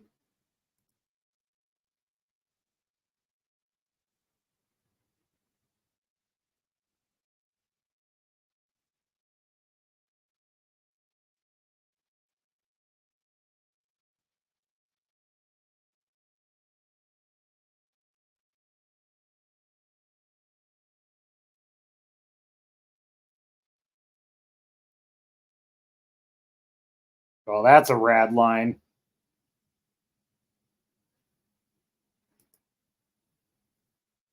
I mean, he looks great in the part. I don't know. What do you think, Chad? What do you think? Is that a winner? Fu Man Blue says, I bet it's great, Swords and Starships. Oh, that's probably about yours truly's novel. Starfear says, doesn't matter about the music. We can't hear it. What? Dang it. Oh, no.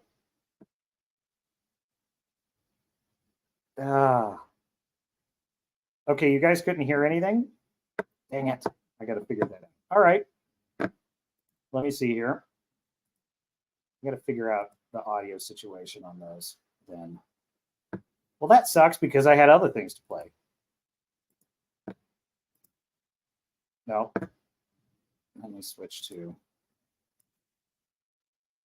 Oh, that's great. Just got to see the stack of stuff. It's very bad form for a showman. It's very bad form. I was going to play the Wonka trailer, but I played that on the. Okay, yes, I forgot. But the Captain was in port for repairs last weekend, and I apologize for that. I meant to apologize for that. I had to cancel the stream because I was having really weird technical difficulties, honestly. And but I was playing the Wonka trailer on that previous stream, and I'm telling you, it's a no. It's a straight up no. Like I don't want to. I didn't want to look at the trailer. It's creeping me out. It's like a fever dream. And I'll tell you what it is too. It's like, the whole point of Willy Wonka's factory is that it's the strange world, right? It's the strange world that you are entering, and the whole point of Charlie is that he is of the normal world. He is of the ordinary, mundane world, and he is entering a magical world when he goes into the Wonka factory. This new Wonka thing, everything in it is total fantasy. It's worse than it's more fanciful than even like a Tim Burton kind of thing. So there's all kinds of, it's like if someone turned Candyland into a movie. It's like, who cares? So no, it's weird. It's the wrong tone. It's the wrong approach. Why do people like this character? I don't even understand. Why are we still making movies about Wonka? Can someone explain this to me? What is this? This is like Willow to me. Like, who asked for this? Who wants this? Okay, Willy Wonka with Gene Wilder was a classic film. We all enjoyed it. It was based on a novel that was successful. Okay, why is there a need for another one? I don't understand the obsession that filmmakers have with this character. I really don't. It's a weird thing to me. I have no explanation. Then we had the Blue Beetle trailer. That's kind of lame. So we couldn't hear anything, right? Yeah. All right. I'm going to try and play something else and just let me know if you can hear it. I could try. Let me try audio. Settings. Audio.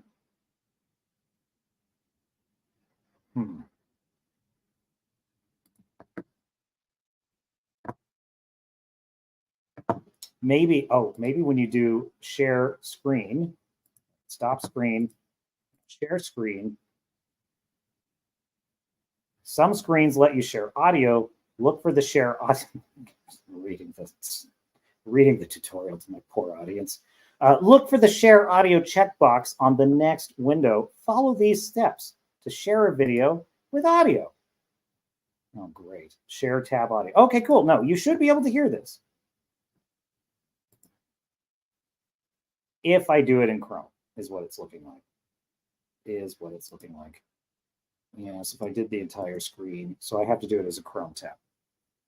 Have to do it as a Chrome tab, which is annoying because then I can't monitor the stream at the same time. I have to figure that out. So we're working out some of the kinks, but I wanted to do this on StreamYards. You know, I have to get this on StreamYards because I want to be able to have guests. I want to be able to do more things. By the way, your captain is planning to start doing gaming streams on Kick and on this channel and on Rumble. And so here's what I'm thinking. And Star Fury, Fu Man Blue, Silverback, Tom, anyone else in the chat, I want your opinion. I'm thinking I want to do, it's going to be a console, okay? I don't have a PC that's capable of, you know, the finer things, all right? But I'm going to do a console, and I'm either going to do Nintendo Switch with like Tears of the Kingdom, or I was kind of thinking of Samus, the new Metroid game looks pretty rad, and some Super Smash Brothers, or I really want to do Final Fantasy 16. So what do you think I should do? Should I do Final Fantasy 16 or should I do Nintendo Switch with Tears of the Kingdom? Star Fury says bolt gun. No, there's no, I told you this, Star Fury. There's no bolt guns. There's no, he doesn't get it. Actually, Star Fury, if you can recommend a good Warhammer 40K game, I would be open. Sir, I would be open to considerations. Jack says it's easier to make another lame Willy Wonka sequel than to try to make something original and creative. These mooks aren't filmmakers. They're film manufacturers. Fu Man Blue says Switch. Oh, yeah, because I almost forgot. Like, one of the things I'd like to be able to do is play games with you. So, like, viewers of the chat, we can actually, you know, if someone wants to play Smash Brothers with me, I'm going to be super rusty, so it'll probably be super easy to beat. Starfury says, there is a game called Bolt Gun. Oh, I thought you meant like literally like the bolter in 40K. Oh, that's shows what I know. As you can see, I haven't had much time for gaming lately. Okay, well, in that case, then I am going to do this tab in another browser that can actually play sound. Which one do we want to say? Oh, yes, okay. I think we should watch this trailer because your captain came across this one.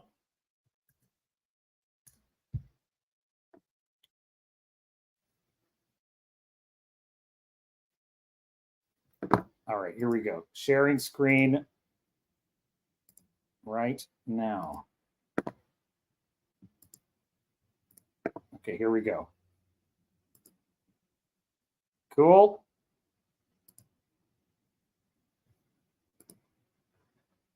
Theater mode. All right, this is for a film called Godzilla Cheese. No, Godzilla -1 official trailer.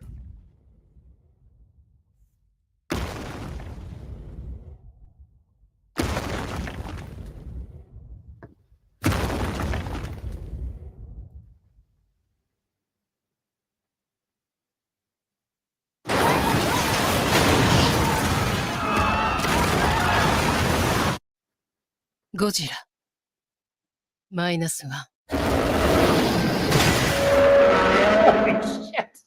Jeez. Holy shit. Oh my God.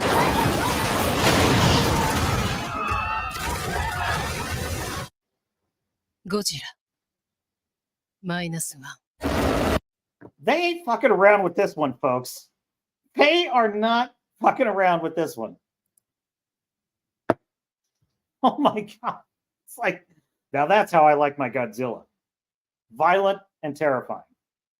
It's just like, he's a force of nature, He's just a storm sweeping through. Dude, I think Godzilla 1985 is like my favorite one. He's just the bad guy. He just shows up, levels Tokyo, just levels it. Nothing you can do to stop him. You just run, just freaking run. That's all you can do. That's Godzilla to me. Like, that is classic Godzilla. That's looking pretty rad. Big monsters destroying stuff, says Star Fury. What's not to love? I mean, what isn't? You know, I actually really liked Kong Skull Island. I have got to tell you, I loved that movie. And I admired the Peter Jackson Kong movie, and it was pretty good. I felt it was pretty long, pretty ponderous. There's a lot to love about it. It was a good film. It was a good film. Kong Skull Island was a good King Kong movie. Like, that was just rad. Dude, all the spiders with the stilt legs. Just, oh my God, that was one of those horrifying things I've ever seen. I quite enjoy the way they connect the lore in the kaiju universe. I think it's pretty clever. And that is the most interesting, that the human characters were in a kaiju film I've seen so far. And all the other ones, for whatever reason, it just doesn't even matter what actors they get. You know, they go and get the actress who plays Eleven from Stranger Things. What's her name? Forget. And then they go and get Bryan Cranston, and it's like, it doesn't make up. Oh, they go and get Chandler Riggs. And I'm like, dude, but there's too many characters in those movies. There's too many. Like, just make it a movie about Chandler Riggs trying to save his family, or make it a movie about Eleven trying to survive. You know, just that would be fine. But they want to just pack it and stuff it with all these different characters. And it gets leadened. But I will say Kong versus Godzilla wasn't bad. It wasn't bad. Again, the problem was too many characters, too much MCU humor. The MCU humor has gotten into that too. You know, the whole thing with what's her name storming the base, fighting the bad guys in the Mecha Godzilla base was super annoying. There was just so much Marvel Cinematic Universe humor in that all the time, and it was driving me crazy. They had to have the nerdy geek who's always making a joke all the time. I'm like, I'm so over it.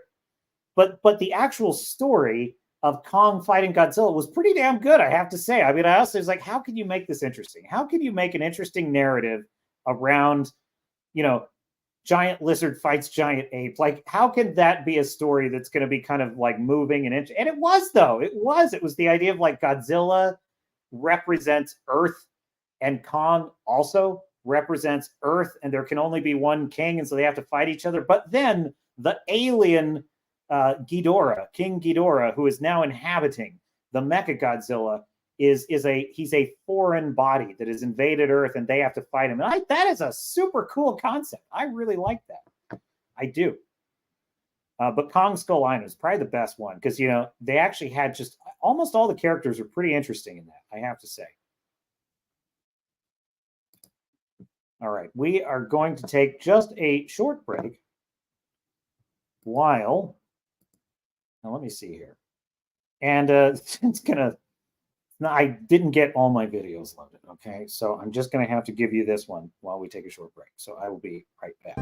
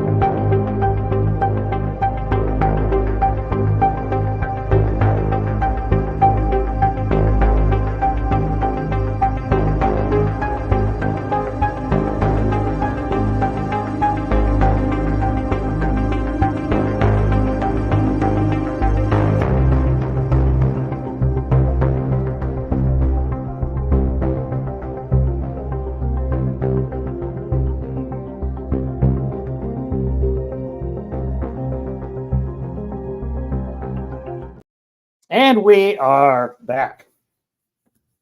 Captain has resumed his post. Now, about this Napoleon film,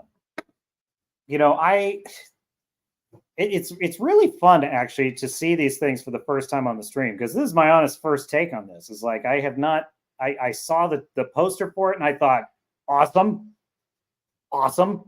must see. And then I watched that trailer and I'm like, you just killed it for me. And maybe it's just a bad trailer. To be fair, maybe it is Ridley Scott, it is Joaquin Phoenix. Maybe the film is very done well, historical, grounded, and it's just that the trailer is just, for whatever reason, bonkers. I don't even know why. All this weird music they're playing, and it's all like this, like, I don't know, like they got to make it all exciting. Oh, they're like, well, Americans don't like things that are about history because Americans are stupid. And because they're stupid, we have to put lots of exciting rock and roll music or they won't understand. It's like they will only understand if they see muskets, they're not going to like it.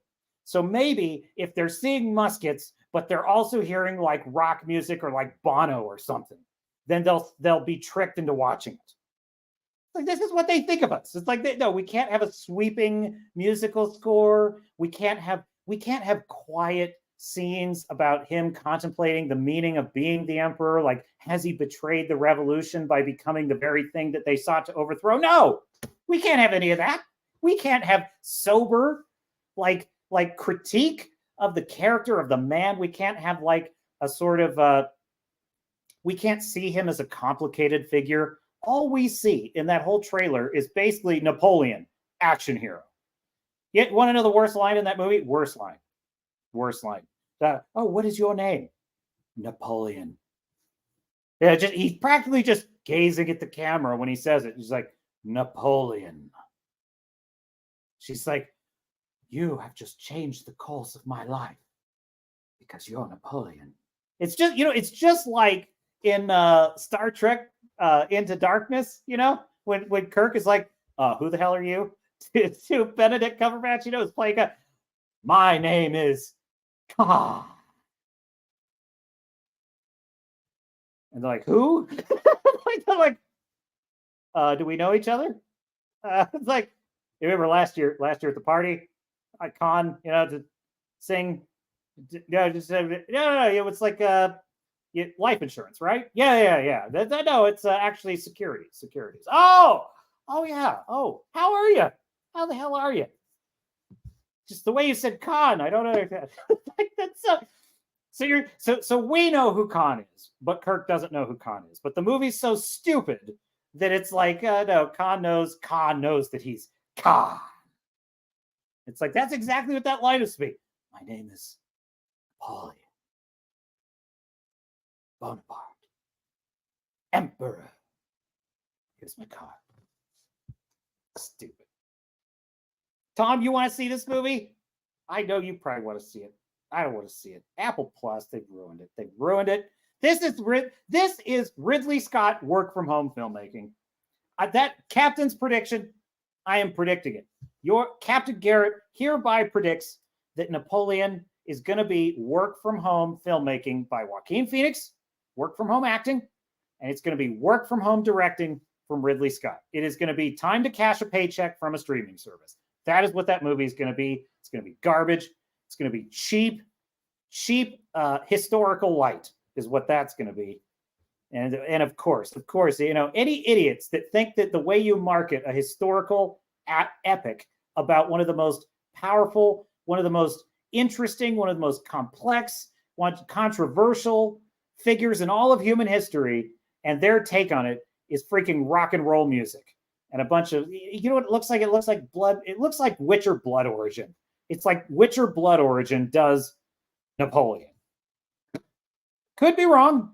Could be the trailer. Could just be it's a really damn awful trailer and it does not do the film justice. That is always possible. Tom says, it's been a while since Ridley impressed me. You and me both, buddy. You and me both. Ridley Scott, maybe he was just a flash in the pan.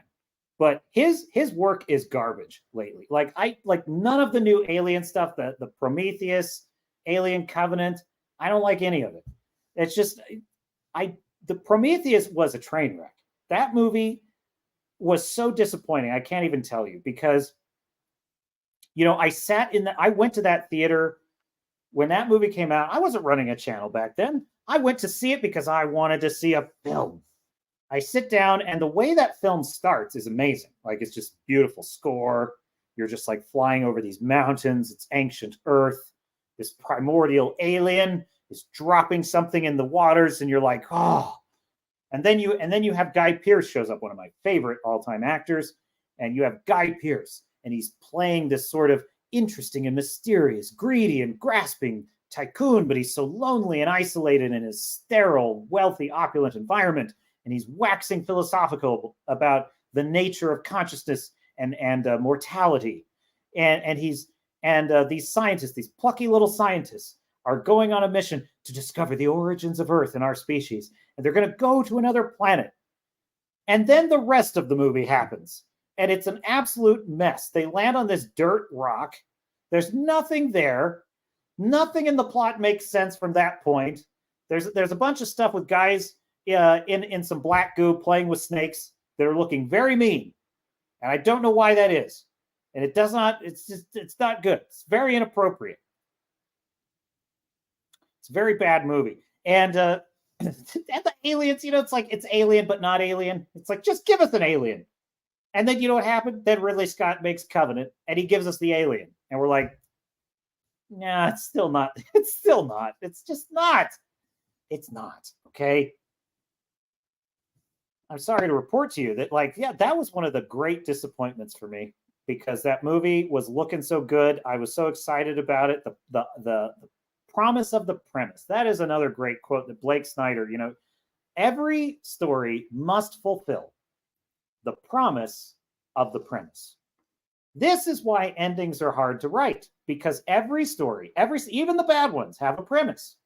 The premise is, in Prometheus, we are going to the far reaches of the galaxy, the farthest any human has ever traveled, and we are going to meet aliens and discover the origins of our species. That is an amazing premise. It's so vast. The scale is so incredible. There's so many questions. There's so much curiosity. What will that world look like? What will they say when we talk to them? There's so much going on in that premise. And what do we get? Alien snakes. And a weird, not alien-looking alien baby. Not cool, man. Star Fury says, why did they run straight when the ship was falling on? I know. I know. That Star Fury would be referring to, let me see if I can find this for you. Let's see here. Captain's keyboard activated. Query, Prometheus, fleeing from crashing ship scene. Entering. There it is. There it is.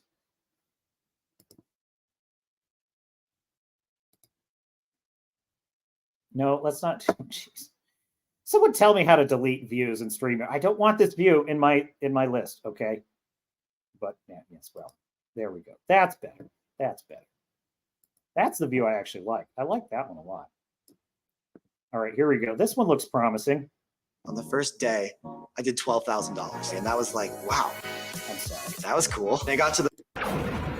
There we go. Impact imminent.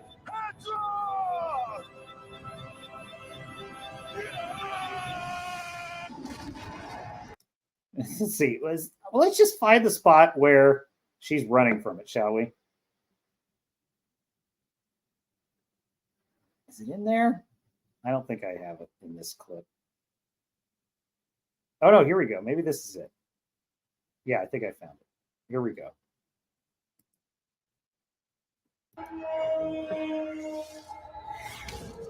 Yeah, so we have a ship falling. It's falling on us. We got to get away from this thing. Oh, my God.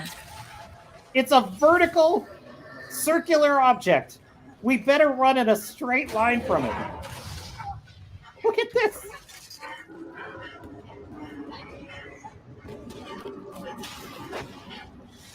Yeah, exactly. Exactly, Star Fury. Run to the left or the right. Either direction will do. But no.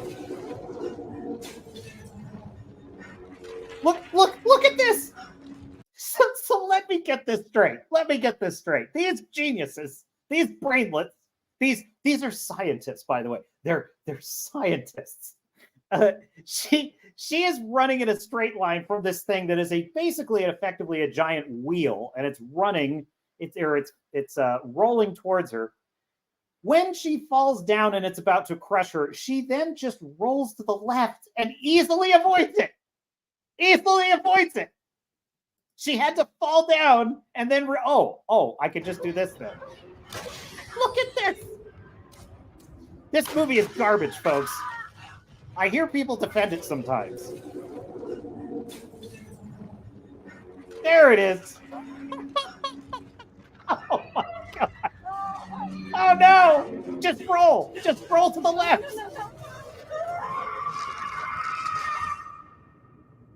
Oh, there it is. Poetry, folks. That is cinema. Have you ever...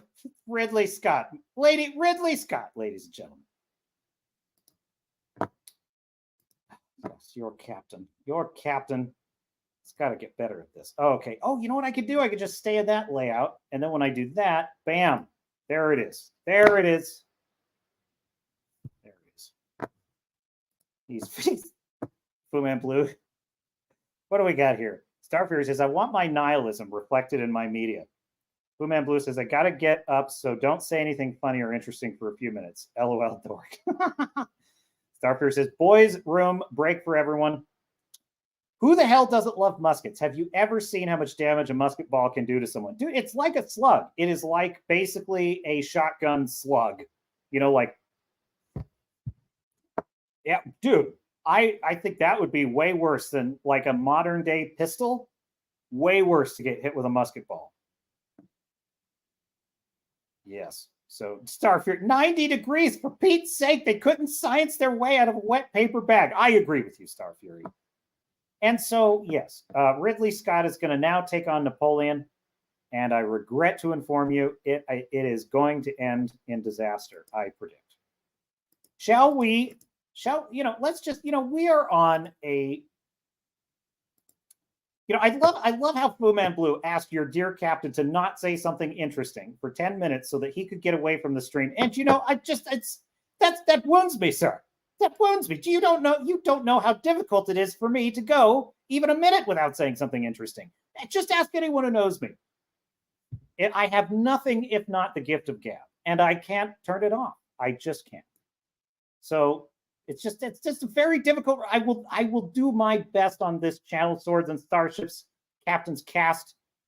Please like and subscribe. I will do my best to accommodate any and all requests of the crew, but the request to not say something interesting for a few minutes, that is a tough one.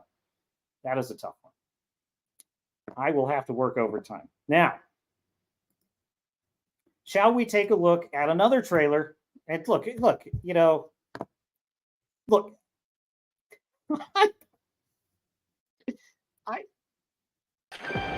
I do not need to torture you. See, I'm something of a magician, inventor, and chocolate maker. So quiet up and listen down. Nope. Okay, is that... Jesus. Is that a line from the book? I feel like, I'm going to say that's the dumbest line I've ever heard, and someone's going to, well, that was in the book. Then I'm never reading it. Okay? If that was a line in the book, it's overrated. But even if it's in the book, I don't think it was delivered with quite that level of we haven't even scratched the surface of this one. Scratch that. Reverse it. Mr. Wonker, I can see you're a man of great ingenuity. What are you doing? I'm making chocolate, of course. How do you like it? Dark, white, nutty, absolutely insane. Many people have come here to sell chocolate. They've all been crushed by the chocolate cartel. You can't get a shop without selling chocolate, and you can't sell chocolate without a shop. No daydreaming. What are we gonna do, Willie? Nope. This is like Ant-Man and the Wasp Quantumania to me. This is just, what is this? Like, what even is this? No daydreaming. See, this is my problem with it. Willy Wonka is a story about an ordinary boy entering the magical world of Willy Wonka's factory. You can't have a magical world if the whole story is taking place in a totally fake, phony, like Dr. Seuss kind of magical fever dream. It ruins the entire premise of the story. Huh. Huh? Huh. A double hump. Get the pencil and paper. This is some I got an serious idea. overacting. I know things haven't been easy for you. They're gonna get better. You promise? I pinky promise. That's the most solemn vow there is. Where do we start? A good chocolate chip is simple. Yes, we've. I can't help but notice we've replaced the role of Charlie in this tale. I know it's supposed to be a prequel, but you know. Where's this? It's just weird. What's happening? Who wants a chocolate that makes you fly? Let's find out, shall we? Who's for Hoverjob? Nothing to see here. Just a small group of people defying the laws of gravity. Oh my God! They're even putting stupid MCU humor in this. For God's sakes, they can't even take their own bullshit seriously. Who made this? Why? Why did you make this? Who wanted this? I can't even believe this. Ladies and gentlemen of the Gallery Gourmet, my name is Willy Wonka. He's good. Too good. Oh, jeez. Pretty sure I've gained about 150 pounds in the last 2 weeks. They're doing that trope where like they're over dramatizing the classic theme. You remember the da na na na na na, you know, from the much better. Well, better is not even the actually good film with Gene Wilder in it, Willy Wonka. They're using that theme, but they're making it super drawn out and super deep and serious. It's like every trailer does this now. It's a member berry trick. You could change her life, Mr. Wonka. Look, it's girl that's the key to everything. The girl that's the key to everything story. Change all their lives. Run away! Every good thing in this world started with a dream. So you hold on to yours. Here we go, Mama. Oh, geez, another soy boy. Mama's boy. It's that look. It's just like Miles Morales. Oh, you're my little boy. You're my little boy, Miles Morales. And I want you to remember that you belong. You belong, and you should have all the things you want. Our narcissistic, egotistical, self-obsessed society. This is our society eating itself. They're incapable of telling a story about moral virtue, self-sacrifice, doing good for others. Their version of it is Eric Cartman's view of what it is to be a good person is what the people who write this shit think being a good person is. They think being a good person is being obsessed with yourself. They think it is doing everything that makes you happy, and that if you can teach other people how to get everything they want in life and make themselves happy, then that means you're a hero. This is why these things offend me. This is why I watch these things and my skin crawls, because I can feel it. I can feel the moral bankruptcy of it. And look, I'm not on a pulpit here preaching. I'm just saying this is what's wrong. It's like Neo in the Matrix, you know? It's like, do you ever just look around and feel like there's something wrong with the world? And this is what this movie makes me think of. It just makes me think of there's something wrong with the world. You know, Willy Wonka, the Gene Wilder version of Willy Wonka is about a man teaching 5 spoiled brats a moral lesson. Each one of them is a spoiled, self-centered brat. Charlie is the knight. He's the best among them. He is the best among them, but even he falls victim to temptation. He falls victim to temptation and becomes a thief in the end of the film, and he almost loses everything for it. But basically, the whole point of the film is that Willy Wonka is a man who his only value to society is what he's created. It's his wealth. It's basically everyone wants something from him. The whole, do you remember in that original film like the whole point of the golden tickets was that people were practically killing each other to get them. It was like Black Friday when you've got all those moms and they're just, ramming people's heads into the doors and they're pulling hair and they're fighting over the toys. It's the worst day in the world, because it's like, this reminds us that we are freaking, as a species, we are just knuckle dragging apes sometimes, and it's depressing. And it's like, Willy Wonka is a man who's looking at that. He is a man, I'm talking about the Gene Wilder original version now. He is a man who is looking at that in the world, and it depresses him. It makes him sad. He's one day going to have to hand off his legacy, which is about making people happy. It's about serving others. It's about protecting the Oompa Loompas, whatever the hell they are. It's about the world that he's built, and that's what means something to him. And he wants to preserve that. The problem he has is that every human being in the world just wants to get from him. They just want to get his wealth. They just want to get his, what he has. They want it for themselves. They're selfish and they're greedy. And he's trying to find the child that won't be that. He's looking, and that's why he's so depressed, and that's why he's so betrayed when Charlie steals the fizzy lifting drink, because the whole point is that was his one hope. For the 4 other kids, all of them were spoiled brats that got what they deserved, and he tried to warn them. He tried to teach them lessons, but they could not. Their greed, their selfishness consumes them. And he was disappointed that Charlie was his last hope, and Charlie failed him. But then Charlie turns it around and does the right thing and redeems his hope in humanity. And that is the point of the story. It's about selflessness. Selflessness. This crap, this is not selflessness. This is selfishness. This is, I want to have a chocolate factory. I want to be able to daydream all day. I want to be able to have all the things I want in life because I'm the one that's most important. It makes me, it's crap. It's just garbage. Just more garbage. Star Fury says, I blame the Hadron Collider. We're in the wrong timeline. Yes. Which is a fun meme. Look, as I say, I'm no like particular fan or follower of Andrew Tate, but I just happened to hear one of the things he said in an interview recently. I think it was with Tucker Carlson or something.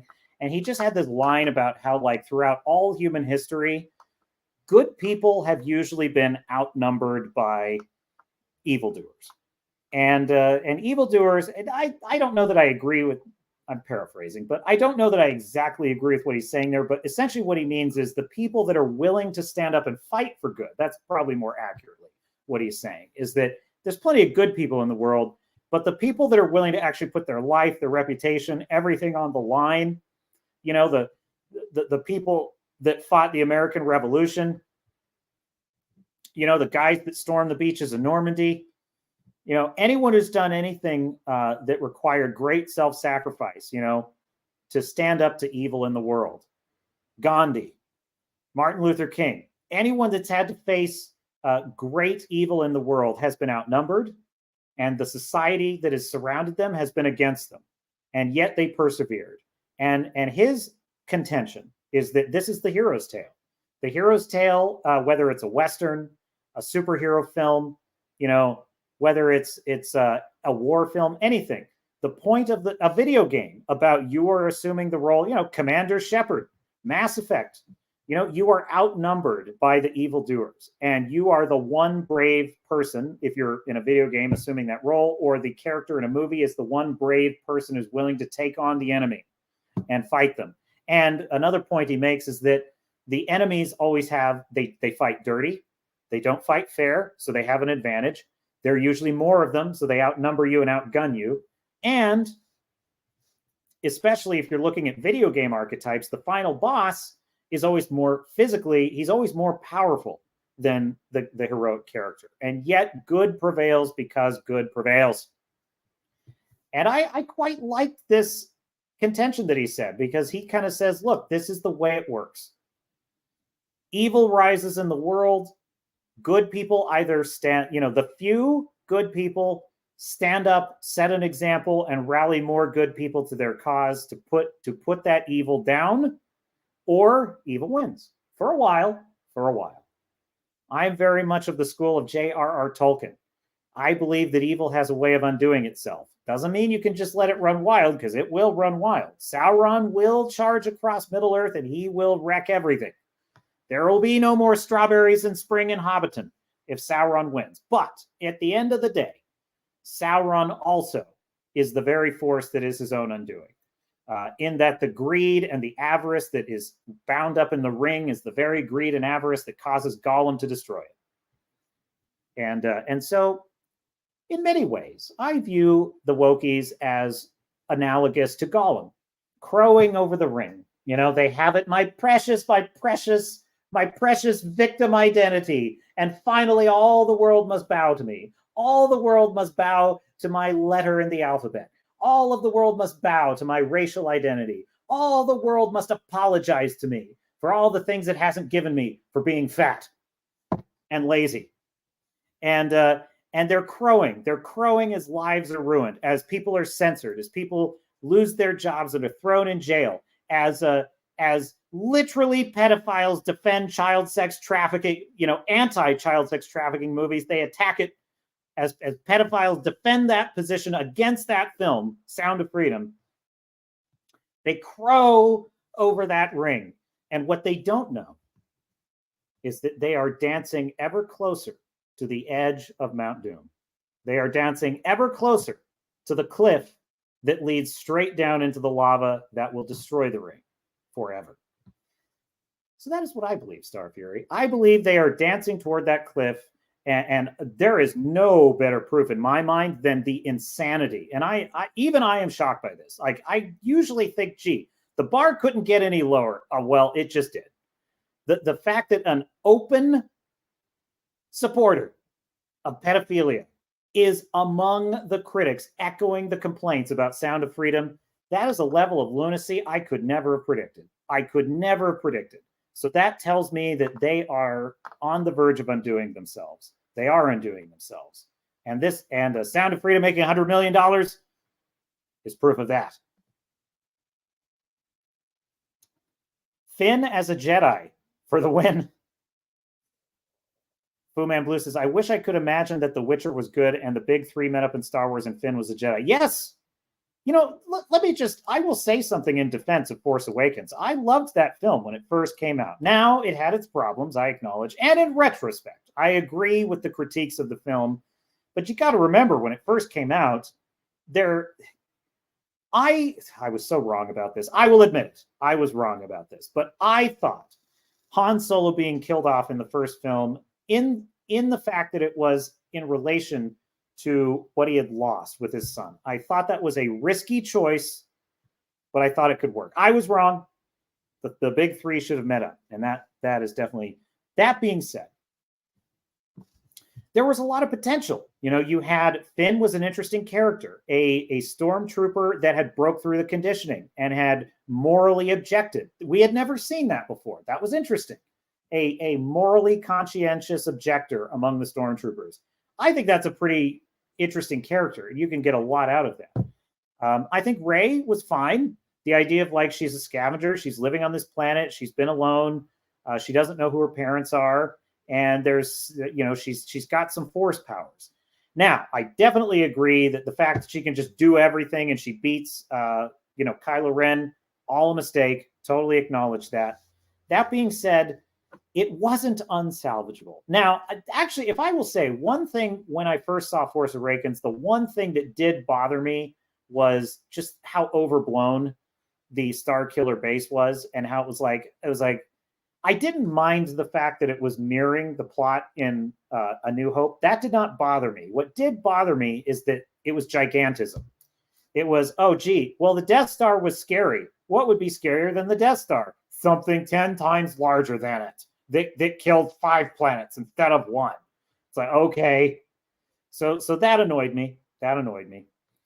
But I liked Poe Dameron. He was, cocky, daring do pilot. The archetypes were there. And then, of course, the ending. She meets Luke Skywalker, and there's this powerful emotional moment where he's seeing his lightsaber and everything that means to him, and it's in his eyes, and we're excited. And you know what it was? It was a big con.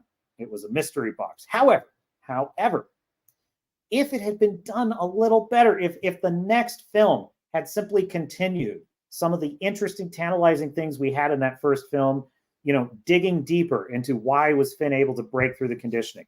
Why was Finn, what's the mystery of how he was able to do that? What was his life like? As you know, there were things they could have dug into. I never liked Snoke, actually. I will say that. I never liked Snoke. I remember everyone liked Snoke in Force Awakens, and that was one of the things people hated in The Last Jedi is they killed off Snoke. That's the one thing in The Last Jedi that did not bother me because I was like, I never liked Snoke. He was just the Emperor to me. And of course, and then they just brought back the Emperor. So, well, there you go. But at least there was potential. There was potential. So yes, I would have loved to see Finn as a Jedi. They couldn't allow it. They could not allow Finn to be a serious character. They could not allow him to be a hero. They couldn't even allow it in The Force Awakens. You know, that stop holding my hand. You know, that whole thing. It's like they couldn't allow him to be heroic or to take the lead. He had to be a big dumb joke the whole time. And he was, in my view, just in terms of a story structure angle, the character of Finn was the most interesting of the new characters. Just based on the first film, I'm disregarding what came after. He was the most interesting because of that element of like, oh, he's a reformed stormtrooper. That could have been interesting. So, but it was not to be. Star Fury says Chrome Star Trooper was useless in the Star Wars sequel. Absolutely. And they get this actress who was great as Brienne of Tarth in Game of Thrones. They get her to play this Chrome Stormtrooper. And that, you know, again, it was just a mystery box. Ooh, what is she? Who is she? What's she up? What's she about? Well, forget about it. It's the polar bear on the island and lost. You're never going to find out, so just quit. Quit now. But you know what actually is even more annoying to me than that? General Hux. I liked the character of General Hux in the first film. He was the most interesting of the villains to me. He was the most interesting of the villains. You know why? Because he didn't have any force powers, and yet he was able to threaten Kylo Ren. I thought that was super interesting. And Kylo Ren was able to threaten him. There was kind of an equal... There was like this rivalry between them. And I liked the fact that Hux was a guy who was tactical. He was also a party guy. He was a believer in the cause. Like his speech on the Starkiller base, he's just foaming at the mouth. He's just foaming at the mouth with totalitarianism. And I just thought that was really interesting. And I thought it was interesting to me because the Sith are all about their force powers. They're all about their passions and everything. They just want to dominate and destroy the Jedi. What's interesting to me about Hux is he was more like, you know, Grand Moff Tarkin, a politician. He's a politician who just wants to play the political game and win. And I thought that was all super interesting. And then what do? They turn him into basically is your refrigerator running kind of phone prank joke in the very next film, in the very first scene. They turn him into a big dumb joke, and then he's an idiot. He's just a boob. And you know what they really did is they turned him into the archetypal, he's a mediocre man who got his position because he's a man, He's basically that. Hux was a classic British villain, a perfect evolution of the Empire, Star Fury says. Well, look, that isn't keeping with A New Hope. They were all British villains, and they were great British villains. You know, British people should be proud. They should be proud of their villainy. they should be proud of their legacy of providing great villainy for movies. I would be. The villains are the funnest part of any movie anyway. Yeah, I'll tell you what it is. And look, I think it's fair because the source of English, and this may surprise people. You know, I'm going to give you, I'm going to give you an explanation that's a little bit like this for why we like British villains. Are you ready? It's going to be similar to this explanation. And I think the first part of this issue that should be articulated is AI is kind of a fancy thing. First of all, it's 2 letters. It means artificial intelligence. But 2 letters. Okay. Why do people like British villains? Well, okay. Britain is a place. It's an island. It's a country. It's a very big country. There's a country in it. It's called England. The language English comes from England. So because English comes from England, there is a natural affinity that every English speaker has for the English accent, because English people have an English accent because they're from England. And AI has 2 letters. Okay, so what I'm saying is, I think that we naturally are predisposed, all English speakers, whether you're Australian, South African, American, Canadian, if you hear an English accent, a Queen's English accent, you like it. It's pleasant. And it sounds intelligent, regardless of the intelligence of the speaker. It sounds intelligent. Why? Because it is the source. It's the source code. You're hearing the source of the sound. You're hearing the source of the language. It's powerful. It's interesting. Now,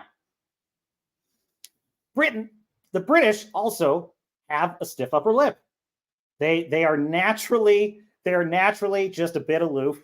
They're natural, and it's the source of English common law. So English common law comes from England. England is a country. England is it's a kind of a small country. It's across the ocean. And because that's the source of the English common law culture, which I would argue is mostly the kind of dominant, countries of the Commonwealth and former members of the Commonwealth, such as we pugnacious Americans, that is,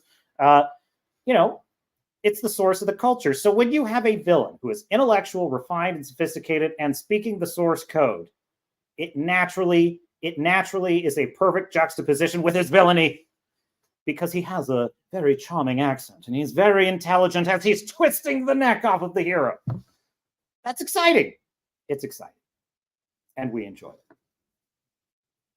Maybe it's in our DNA. We fought the British and, for independence, we Americans, and maybe we kind of like it. We kind of like imagining our good friends across the pond as villains. We're like, yes. That's right. It's like, put down the colony rebellion harder, Daddy. That's what it is. Starberry says, no, we do not have an accent. You lot do. Now, come now. Come now. Be civilized about this stuff, all right? Wait, I do not have an accent. I'm the only American, I was raised in California. So my accent is just normal. Everyone else, every other American, like a Virginian, a Midwesterner from like Minnesota, like Jeremy from The Quartering is like classic Midwestern accent. He'll say something like, if you want to order a bag of coffee brand coffee, I'm like, a bag for what? Oh, a bag. That's what he means. And then you got like Texas. You got the way to pronounce Texas is Texas. And so those are all accents to me. The refined, the Virginia accent, don't you know? The foghorn leghorn, don't you know? We're from Virginia here, and these parts we're Virginians. It's like that. That is an accent. What I speak is just normal. That's just normal. No, I'm just kidding. Actually, what's funny is I've traveled the country, that is America, quite a bit over the last few years from one side to the other. And I've actually kind of experienced in person a lot of different accents in different states lately. And I really did realize, I'm like, wow, Californians definitely have an accent. And it's an annoying one. It's an annoying one. In fact, I would argue I would say the most annoying American accent is absolutely like the Minnesota, the Minnesota. That's probably the most annoying accent. And Californian accent, especially Southern Californian, would be like just above that. And then I would say the most charming American accent. Oh, that's a good question. What would be the most charming American accent? I think it's maybe my favorite is the Boston accent. I love the Boston accent. It's the best. And then like the Deep South. I kind of like the educated Deep South. I like. No, I wouldn't even say that. Like country South. I was driving through the upper northern Florida, and I love the way people talk there. They're just like, "Do you have everything you need, young man? Is that everything you wanted?" At the convenience store. Well, you have yourself a great day. And I'm just like, well, that is just audible chocolate. That is just beautiful. Just beautiful. Puma in Blue says you're also common. You just don't know it. So you talk like actors. Well, yeah, because actors are all Californians. You talk like actors. You know, I will say this. I have gone to great pains to expunge, to eliminate from all of my diction. I do my best to eliminate uptones because this is something Americans do that is very annoying and they need to stop it immediately, which is ending any sentences like they're a question and basically uptoning on everything and saying like, I really think we need to have a talk about your job performance. Like, oh God, I hate that. It makes me want to vomit. We need, go back to like 1940s movies in America and like Humphrey Bogart in Casablanca. Well, we'll always have Paris. It's like people talked back then. Fu Man Blue says, we prayed you guys to burn that. We wanted a new one. Oh, yeah. Star Fury says, don't forget, we burnt your White House as well as we were leaving. On your way out the door. Thanks for that. Thanks for that. Hey, it's no worse for wear. We've expanded it since then. It's got a West Wing now.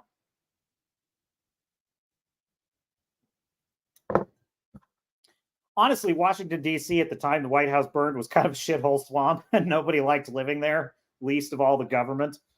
It really was. It was a half-built town that was mostly swamp, and most of the congressmen and senators had to live in taverns, and they really didn't like it very much. John Adams hated it, who was the president who occupied the White House before Madison. No, Adams, then Jefferson, then Madison. And gee, I can't believe I almost said that. Anywho, so yeah, it's not like, if you had burned Philadelphia, if you had burned Independence Hall, then it would have been a problem. It would have been a real problem if you had burned Independence Hall in Philadelphia. Fortunately, at the time, the White House and nobody really cared that much about Washington, D.C. They're like, it's a swamp. Who cares? Burn it. We don't like it anyway. Anywho, Star Fury says, worse than the uptalk is the vocal fry and not pronouncing R's that makes my skin crawl. Yes, absolutely. Well, what else in the stack of stuff? Because I had more for you. It's not getting better, folks, over at Disney. It just isn't. It just isn't.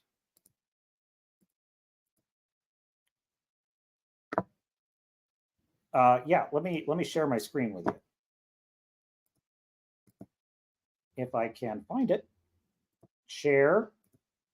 Can't do audio, but I don't have to.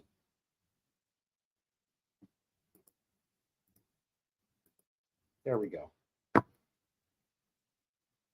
Try this headline. Kathleen Kennedy rumored to stay on at Lucasfilm because no one wants the job. Oh, no. Can you imagine? This is the most incompetent woman in America. Second most. That's the second most incompetent woman in America. I just played a clip from the first most incompetent woman in America. Let me explain what Lucasfilm is. Lucasfilm is a movie studio.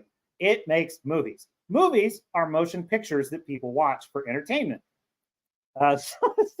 Indiana Jones is a movie we made, and it is successful. Can you just imagine why no one wants to inherit this shit show? A new rumor claims that Lucasfilm president Kathleen Kennedy will stay on in her position despite her disastrous leadership of the studio. Have you ever seen a human being fail upward faster than this woman? It is unreal. She plays the corporate Game of Thrones like nobody's business. I mean, if for no other reason, I respect her for that.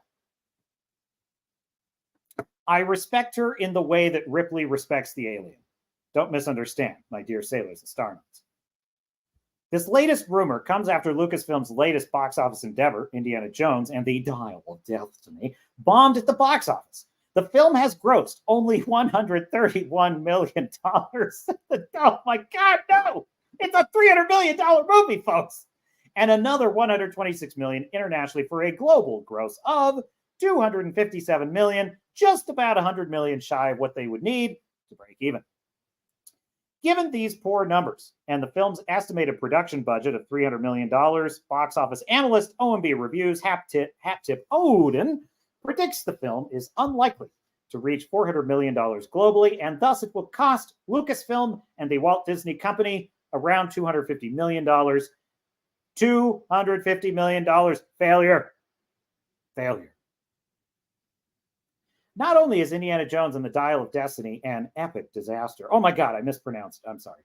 Not only is Indiana Jones and the Dial of Destiny an epic disaster, but even the company's flagship Disney Plus series, The Mandalorian, is now suffering. Viewers of the series panned the recently released third season. That's putting it mildly. The audience score on Rotten Tomatoes for the third season sits at a rotten 50%, which to me is a vast overrating. My God. Even the shows fail upward. How does The Mandalorian get a 50%? I mean, I'm talking season 3 here, folks. I mean, I am fully willing to admit, season 1, pretty good. I enjoyed it. Season 2, highs and lows, some really good ones, some really bad ones. Nice closing, nice attempt to apologize for Luke Skywalker at the end. Season 3 is a disaster on a level I just cannot overstate to you. So 50% is to me an inflated, obscenely overrated score. The company's recently produced Willow series was not only canceled just after one season, the Walt Disney Company removed the entire series as part of a massive tax write-off plan. Oh no. With CEO Bob Iger remarking, we realized that we made a lot of content that is not necessarily driving subscription growth. And we're getting very much more surgical about what it is we make. Even if you look past Kennedy's handling of Lucasfilm and the results of this year, she's only managed a decline. The Force Awakens opened up to a booming $2 billion at the box office globally. However, subsequent releases saw big declines. The Last Jedi only brought in $1.3 billion only. Imagine $700 million loss from movie to movie. Can you believe that? They could not see right then that it was over. Like, it was over. You just destroyed the most valuable property in all of entertainment. Worldwide. Worldwide. Chinese concentration camp prisoners, reenact Star Wars, for God's sake. Finally, I can't back that up with facts. But anyway, finally, The Rise of Skywalker barely eked out over $1 billion. And in between these films, Kennedy produced and oversaw Solo, a Star Wars story, #Solo lost money, the first Star Wars film to definitively lose money. Even on the company's publishing front, its High Republic initiative has not found an audience after its opening book. Oh, yes. They trashed dozens and dozens of lovingly crafted novels beloved by Star Wars fans the world over, trashed them all, released their own book. Failure. A report analyzing Circana Bookscan data by Upstream Reviews found that the High Republic sales have been a 90% to 95% drop in sales between the launch with The Light of the Jedi and the current High Republic novels in barely over 2 years. Do you think, just sidebar, do you think the consumers of this crap, picture on screen, green titty milk, the clapping seals that enjoy this crap, do you think that they read? I'm just asking. Do you think the wokies that are out there with their pronouns in the bio, the Ukraine flag, and the land whales, the blue hair, the whole thing, and they're out there trashing Sound of Freedom? Ew, gross. Oh, all these gross MAGA supporters trying to stop children from being sold into slavery. Gross. Do you think they're readers, Kathleen? Is that what you think they're reading, are they? Well, not your books. Not your book, madam. Not your book.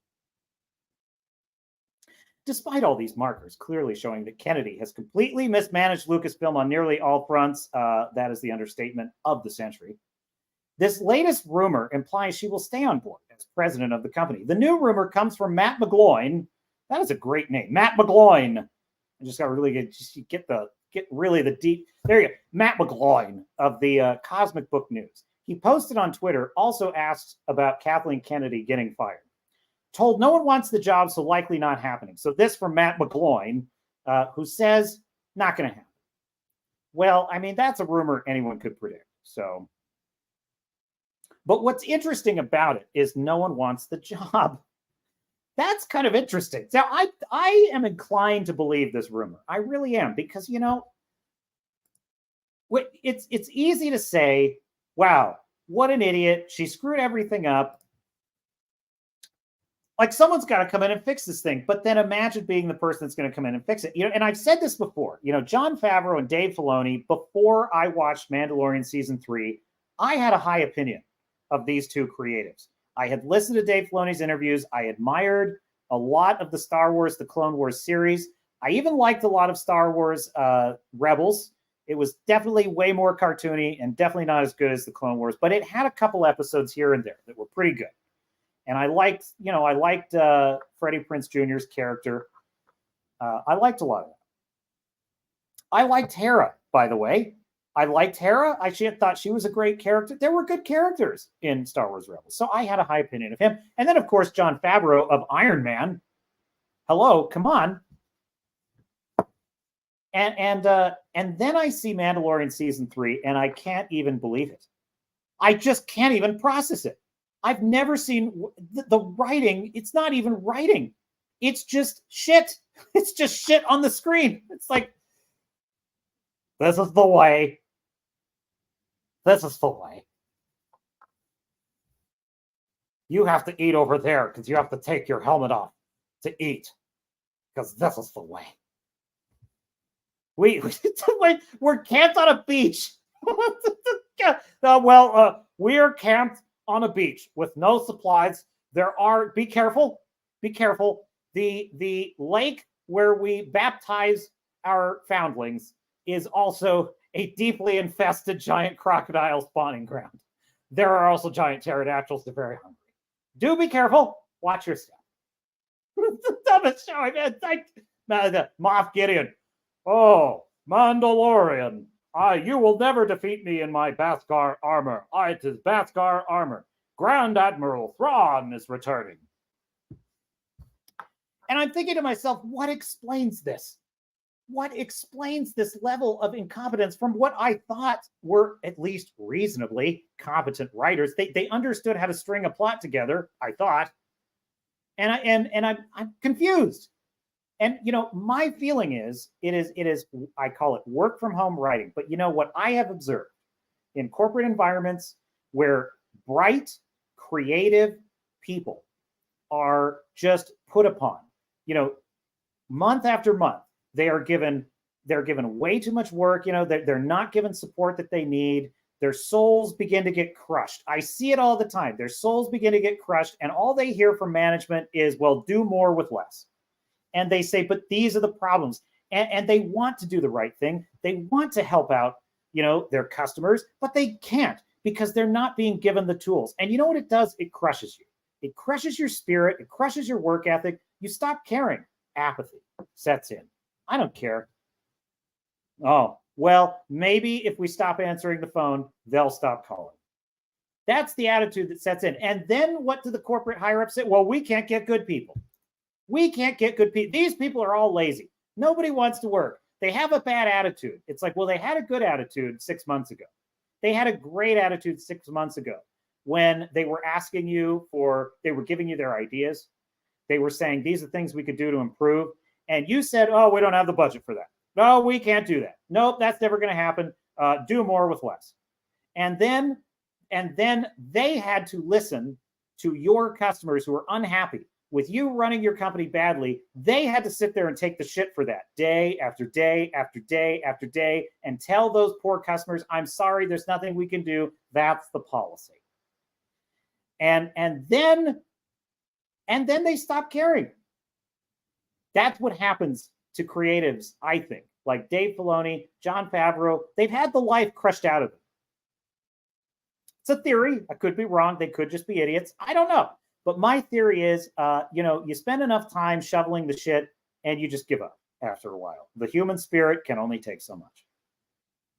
And I just think when you have a vacancy in Kathleen Kennedy's position, who would want that gig? All you are there to do is shovel the shit. You are not there to improve anything. The MCU humor, that's going nowhere. Okay? The big dumb jokes, that's going nowhere. The identity politics, that's going nowhere.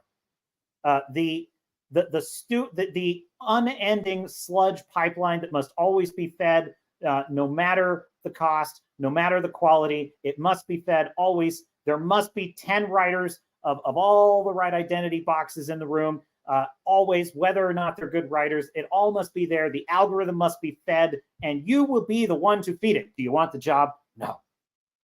No, sir, I don't. Would you do it for $10 million, knowing that, would you do it for $20 million, knowing that all of your career and all the works up to this point, your reputation will be ruined after 5 box office bombs that you presided over under our auspices? Would you like that job? No. No, sir, I would not. And so that is why I'm inclined to believe this rumor. I'm inclined to believe this is true. I would want this job. I would want this job if I had the power to fix what they have broken. But would I want to serve Disney masters? No. No. Because all you would be serving is the Kevin bot. You would be serving the Kevin robot type. I'm not literally Kevin Feige because he's running Marvel, but my point is the guy like him is who you would be serving. Mediocre. She is a mediocre woman who has achieved great power in the entertainment world by just failing over and over and being accountable to no one. It's the fans' fault that she failed.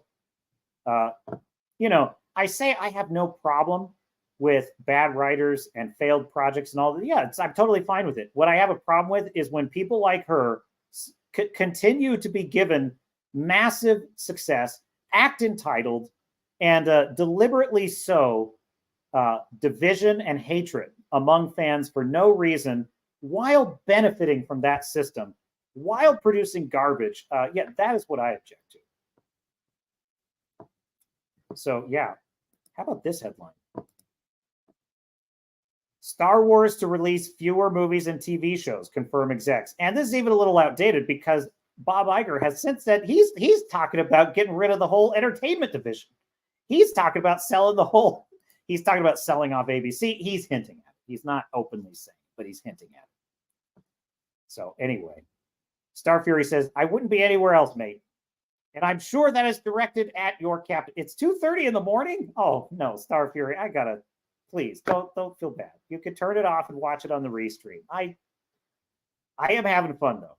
We'll wrap it up soon. Folks, I can't keep Star Fury up all night. It's not ethical as a captain.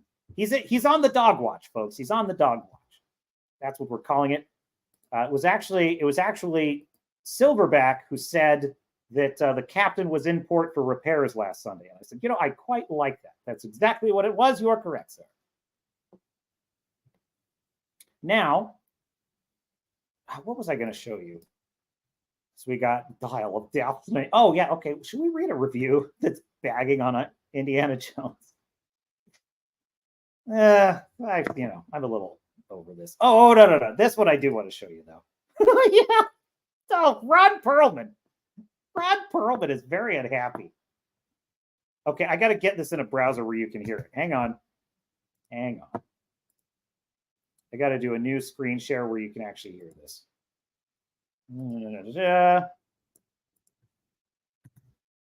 I'm thinking it's got to be Final Fantasy 16, folks. I don't know what it is. It's been a while since I've done Final Fantasy. I miss Final Fantasy. I'm hearing this one's a barn burner.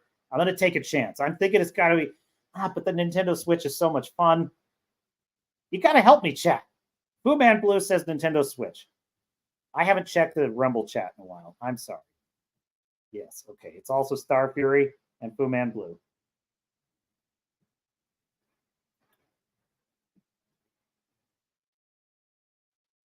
Yes. There seems to be quite the lag with the Rumble stream. It's like it's an hour behind. Maybe I'm just... just from my perspective here. Okay. Here we go. Going to share my screen. Present. Screen. Share audio.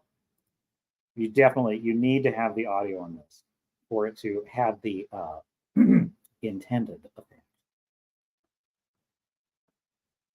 One thing before I get off this. The motherfucker who said we're going to keep this thing going until people start losing their houses and their apartments. So he's not, I believe what he's referring to is Bob Iger made a kind of flippant remark about, these WGA and Film Actors Guild strikers, they are dragging this out and they're going to cause the industry to suffer and they're going to cause people to lose their jobs. And so he's kind of dumping on him a little bit. And so Ron Perlman, resident psychopath, had some thoughts about this. Listen to me, motherfucker. There's a lot of ways to lose your house. Some of it is financial. Some of it is karma. And some of it is just figuring out who the fuck said that. And we know who said that. And where he fucking lives. There's a lot of ways to lose your house. You wish that on people. You wish that families starve while you're making $27 fucking million a year for creating nothing. Be careful, motherfucker. Be really careful. Because that's the kind of shit that stirs shit up. Peace out. The one thing. What a tough guy. What a tough man is Ron Perlman. I do kind of agree with him though. You make $27 million for making nothing? Well, he does, if he's talking about Iger. It's like you get $27 million to have failure after failure to lie to your investors, to lie to them. So it's like, no, the only problem is, what do you make, Ron? What do you get paid to do over there ranting on Twitter? What is that? I was going to show you something. I'm trying to remember what it was. I think I was going to say, I think Ron Perlman he's confused. I think he's confusing himself with his character at Sons of Anarchy. I think he's accidentally mistaking himself for that character in Sons of Anarchy. What's the name? It's right on the tip of my tongue. Of course he doesn't come up in the top billing. Why would he come up in the very first top billing on this show? He's like one of the main characters. Clay Morrow, that's his name. Okay, yeah. I think he's confusing himself for his character of Clay Morrow, who actually is a tough guy. And I think Ron Perlman, unfortunately, thinks he's a tough guy. Listen to me, motherfucker. Listen to me. Yeah, there's a lot of ways to lose your home, motherfucker. What? Dude, go join the picket line, Ron. Go get pizza with the other plebes. Do your part, sir. Do your part. They could just eat each other as far as I'm concerned. Burn Hollywood. That goes for Ron. That goes for old Bobby Iger. That goes for all the idiots, the writers, the Film Actors Guild. Yes, they all can just eat each other as far as I am concerned. This is the Iron Age, and we are building new things. Now, what else do I have for you? I've just, we've gone through so much of the stack of stuff. I do believe there's one more thing that we truly must discuss. Dear Sailors and Starnuts,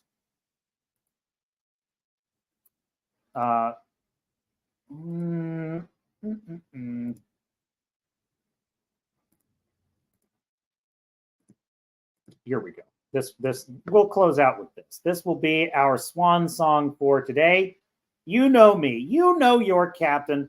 I sure do love to read a cope. I love to read a fan cope. I just do. Look, psychology fascinates me. I am a student of the human heart. That's why I'm a writer. I seek to explore the intricacies of human psychology. And so it fascinates me when I read a Disney fan, a Disney,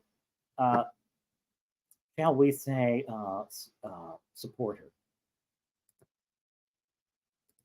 Share screen. Yeah, it's all this switch. I'm gonna work out the kinks on this. All right, there we go. Here's a headline for you. What is balance in the Force? Star Wars: The Clone Wars had the answer. In the Star Wars saga, it was prophesied that the Chosen One, Anakin Skywalker, would bring balance to the Force. But what exactly does that mean? You refer to the prophecy of the one who will bring balance to the Force. Said, no, that's the right. You refer to the prophecy of the one who will bring balance to the Force, motherfucker, said Mace Windu to Qui-Gon Jinn in Star Wars Episode 1, The Phantom Menace. It was the first time the Star Wars saga had introduced the idea that Anakin Skywalker was a prophesied chosen one, an idea that drew upon the mythological concepts that had inspired George Lucas's space opera. While it is later made clear that this Jedi prophecy claims Anakin will destroy the Sith, the concept of balance in the Force was never fully explored until the release of the animated series Star Wars: The Clone Wars. What exactly is meant by balance is often misunderstood and debated by fans. Many have assumed, given that Anakin would eventually fall to the dark side and wipe out the Jedi before destroying the Sith, that balance meant there being an equal number of Jedi and Sith in the galaxy. However, all evidence in the Star Wars itself indicates that this is not the case. Two separate Clone Wars stories dive deeper into the nature of the Force. While such explorations are typically shrouded in mystery, these episodes do shed a little more light on how balance is achieved. The Clone Wars introduced two worlds strong in the Force. The Season 3's Mortis arc and Season 6's Yoda arc each introduced strange new worlds on which secrets of the Force were revealed. The Mortis storyline saw Anakin, Obi-Wan Kenobi, and Ahsoka Tano traveling to the mysterious world of Mortis, a realm that existed outside conventional time. Mortis was home to the father, the son and the daughter, powerful Force wielders, who represented balance, the dark side and the light, respectively. Their actions throughout the story serve as a metaphor for many of the events in the Skywalker saga. As the son drifts further into the influence of the dark side, he attempts to kill the father, whose life is saved by the daughter, suggesting it is the dark side that threatens balance while the light defends it. The Yoda arc revolves around Yoda's first interactions with the spirit of Qui-Gon Jinn, revealing how Qui-Gon showed Yoda the path towards immortality by preserving his consciousness in the Force upon death. The story saw Yoda travel to an unnamed Force planet in the galaxy's deep core, said to be the birthplace of the midichlorians, and a place where the living Force and the cosmic Force were one. Here, Yoda encountered 5 Force priestesses who have training him to undertake. I have no idea why that is worded that way. They first sent Yoda to a cave where he encounters an embodiment of his own dark side. Though Yoda initially tries to reject this darkness, he ultimately realizes he must accept it as a part of himself, indicating that Jedi must be aware, not outright reject their own dark side. What does Clone Wars reveal about balance in the Force? Evidently, balance in the Force is not a matter of balancing the number of light side and dark side users in the galaxy. Rather, as indicated by the events on Mortis, those who use the light side are acting in accordance with the will of the Force and are therefore agents of balance. The daughter is frequently seen following the will of the father and acting to protect him. This suggests that the light side is aligned with the will of the Force, while it is the corrupting influence of the dark side that turns Force wielders against this balance. However, the balance has also been threatened by a Jedi Order who have grown arrogant in their mastery of the light side, and thus blinded to the threat of the dark side.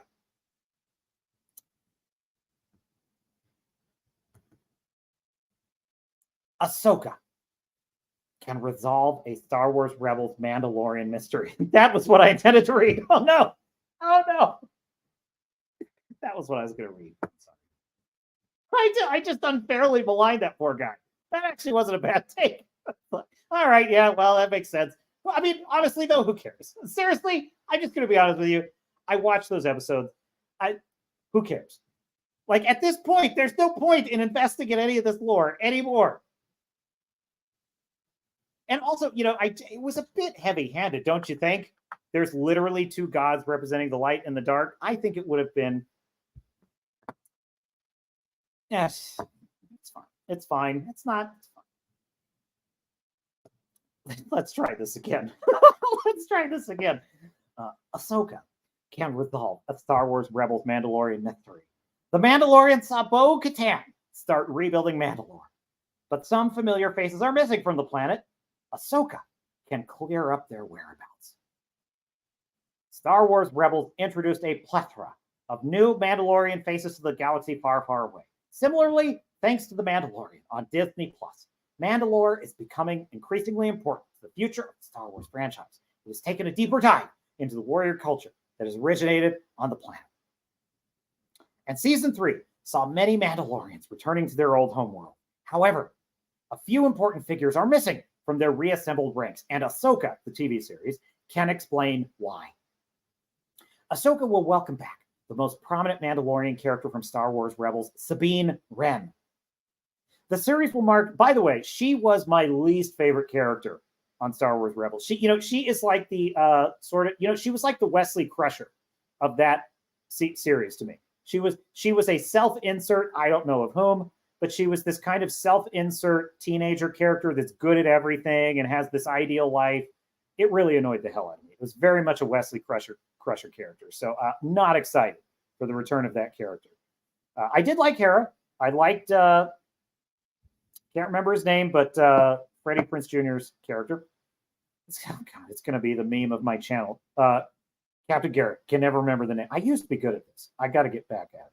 I'm getting back in the saddle. The series will mark Sabine's first outing in live action, with Natasha Liu Bordizzo taking over the role of Tyra Sircar, who voiced the character in animation. Over the course of Rebels, Sabine played an instrumental role in securing the support of the Mandalorians for the rebellion, inspiring her people to take up arms against the Empire. Through her, characters such as Fen Rao and the rest of Clan Wren were introduced. But where are they now? Why are Fen Rao and Clan Wren important to Mandalore? I don't know. Why should I care? What is that important? Why are they? They are? Who said they are? Fen Rao, who first appeared in the Star Wars Rebels Season 2 episode The Protector of Conquered Dawn, was one of the Mandalorian protectors, an elite warrior, force charged with protecting the rulers of Mandalore and maintaining balance in Mandalore's warrior culture. When Gar Saxon, the Imperial Viceroy of Mandalore, turned on the protectors in an attempt to lure Rao out of hiding, Rao became the group's last survivor. Although he had initially served the Empire and opposed the rebels, Rao later became a valuable ally to the rebellion. Clan Wren were the noble Mandalorian clan from which Sabine hailed. They were led by Sabine's mother, Ursa Wren, and among their ranks was Sabine's brother, Tristan. Clan Wren have allied themselves with the Empire after Sabine left Mandalore, as opposing Imperial rule would have likely resulted in their destruction.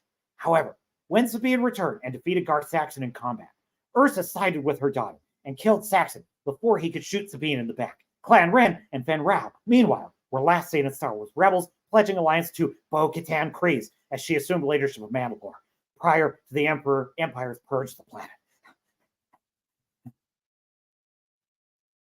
Could Fen Rao and Clan Wren return to Mandalore? 3 groups of Mandalorians were seen reuniting on their home planet in The Mandalorian. Bo-Katan's fleet of Mandalorians who had lived on the planet prior to the purge. The Children of the Watch and the survivors of the purge would continue living on the planet's devastated surface. Some fans had expected to see the like of Fen Rao, or who's her? Who wanted to see Fen Rao? Oh my God! Of course, yes, that's what I wanted. I was pining the whole season. Giant crocodile fights, houseplant pirate. The one thing on my mind was, where in the hell is Fen Rao? Just where in the hell is Fen Rao? Excuse me. I have seen a lot about Obi-Wan Kenobi and Anakin Skywalker and Boba Fett and Gina Carano and the Stormtrooper. I have seen an awful lot of that just boring bilk. And what I would like to see is, where is Fen Rao? Or frankly, any of the Wrens. It doesn't have to be Fen Rao. If I could just find out what some of the Wrens are doing, I would be a lot more invested in this series.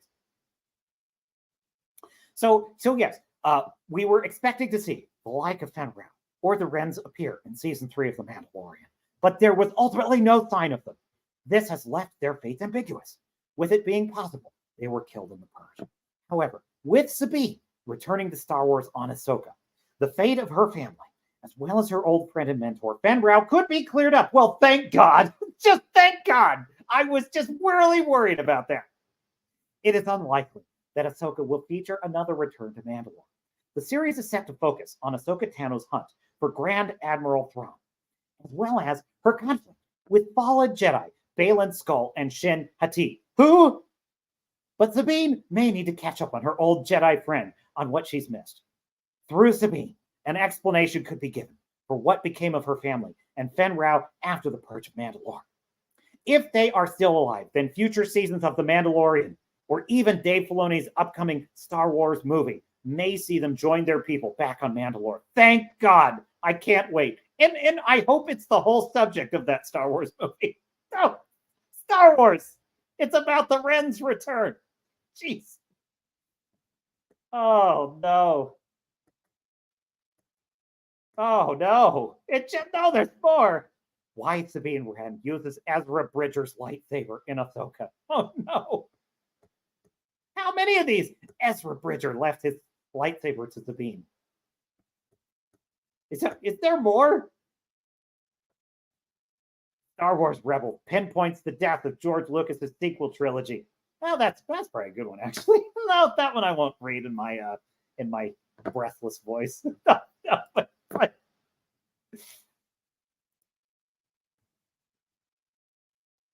where are the Wrens? That's what's been on my mind. I'm like, well, we got Tim Meadows over there at the bureaucratic department of Coruscant, who is making a big joke out of the return of the Imperial Remnant, and that's all fine and dandy.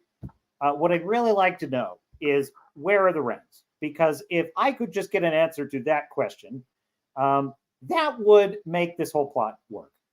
And it would make that crocodile fight truly meaningful and emotionally spellbinding. How does this writer muster this much energy?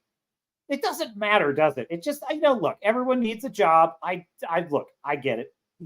It's a living. It's a living. Man, is that a grinder, though? Man, it's like whatever shit Disney shovels, go fan theorize about it, plebe. Fan theories, please. Oh, yes, of course. Yes, of course, Your Majesty. Yes, right away. Yes, I do recall something about the Wren line. The Wren line was mentioned in an obscure episode of the Clone Wars. Yes.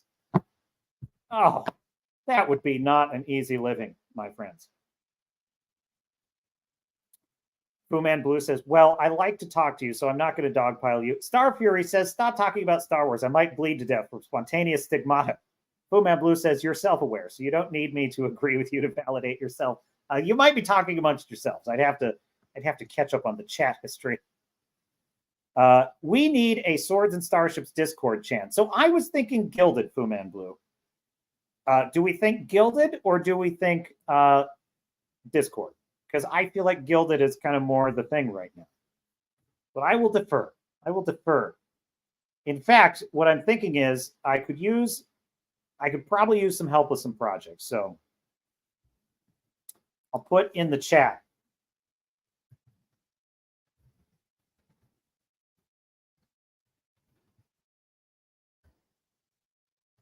No, hang on. Let me get that. Yes, there it is. There. So you're interested in helping at all with the channel. I probably will have some things. Discord has gone woke, Star Fury says. See, that's what I'm worried about. Look, now I'm not trying to be an edgelord or anything. I'm not trying to be in Discord and, doing a bunch of gamer words or anything. It's like, but I want to be able to speak freely. I want to be able to speak freely in Discord and people to have fun. And if it's like I got to police the thing because it's going to get banned all the time, I don't want that noise. If Gilded is better, I say do Gilded. But that's, yeah, definitely Fu Man Blue, Star Fury. I mean, you're going to be moderators. It's going to happen. You've been, you are senior members of the crew.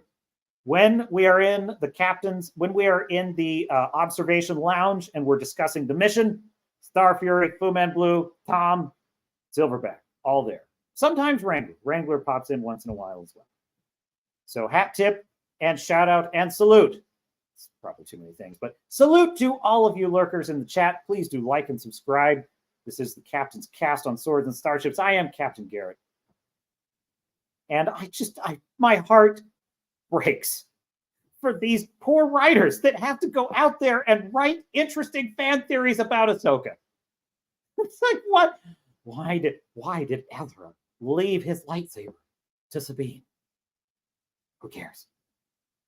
That's important. Sabine is such an annoying character. God, there's always one. There's always one in every series. This is why Saturday morning cartoon type stuff, it's hard for me. Even when I was a kid and I watched Saturday morning cartoons, which I loved, like Ghostbusters, Teenage Mutant Ninja Turtles, stuff like that, there's always the one character that's kind of annoying, usually. There's just one in every story. I don't know. I try to avoid it in my stories, but, it happens. So that was Sabine for me. But, all right, well, to my dear crew, we have chewed the fat. I am off to see Oppenheimer. As soon as I can find a showing that is not absolutely full, I cannot wait. I'm going to watch this movie. I'm just going to watch the shit out of this movie. I'm just so excited. Oppenheimer. I'm just going to, oh my God, I got an atomic bomb detonation. I have a weird obsession with the atomic age. I do. I Fallout, anyone? I love Fallout. I just really love that series.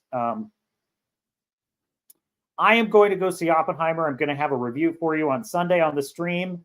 We're going to talk about Oppenheimer and anything else that comes up in the meantime.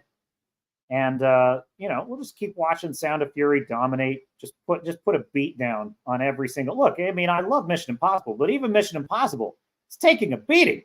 It's taking a beating for freedom. Freedom, motherfucker. Do you speak it?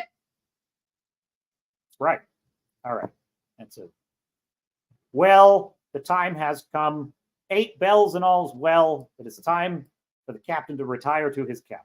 And so I say to all of you, dear sailors and starnauts, salute you. And every Thursday and Sunday, we will be here. And we shall defend our franchises. And we shall defend our characters. We shall never surrender. So until next time, this is Captain Garrett saying, I will see you. There it is. I got to get the microphone on the other side. There it is. I will see you out there.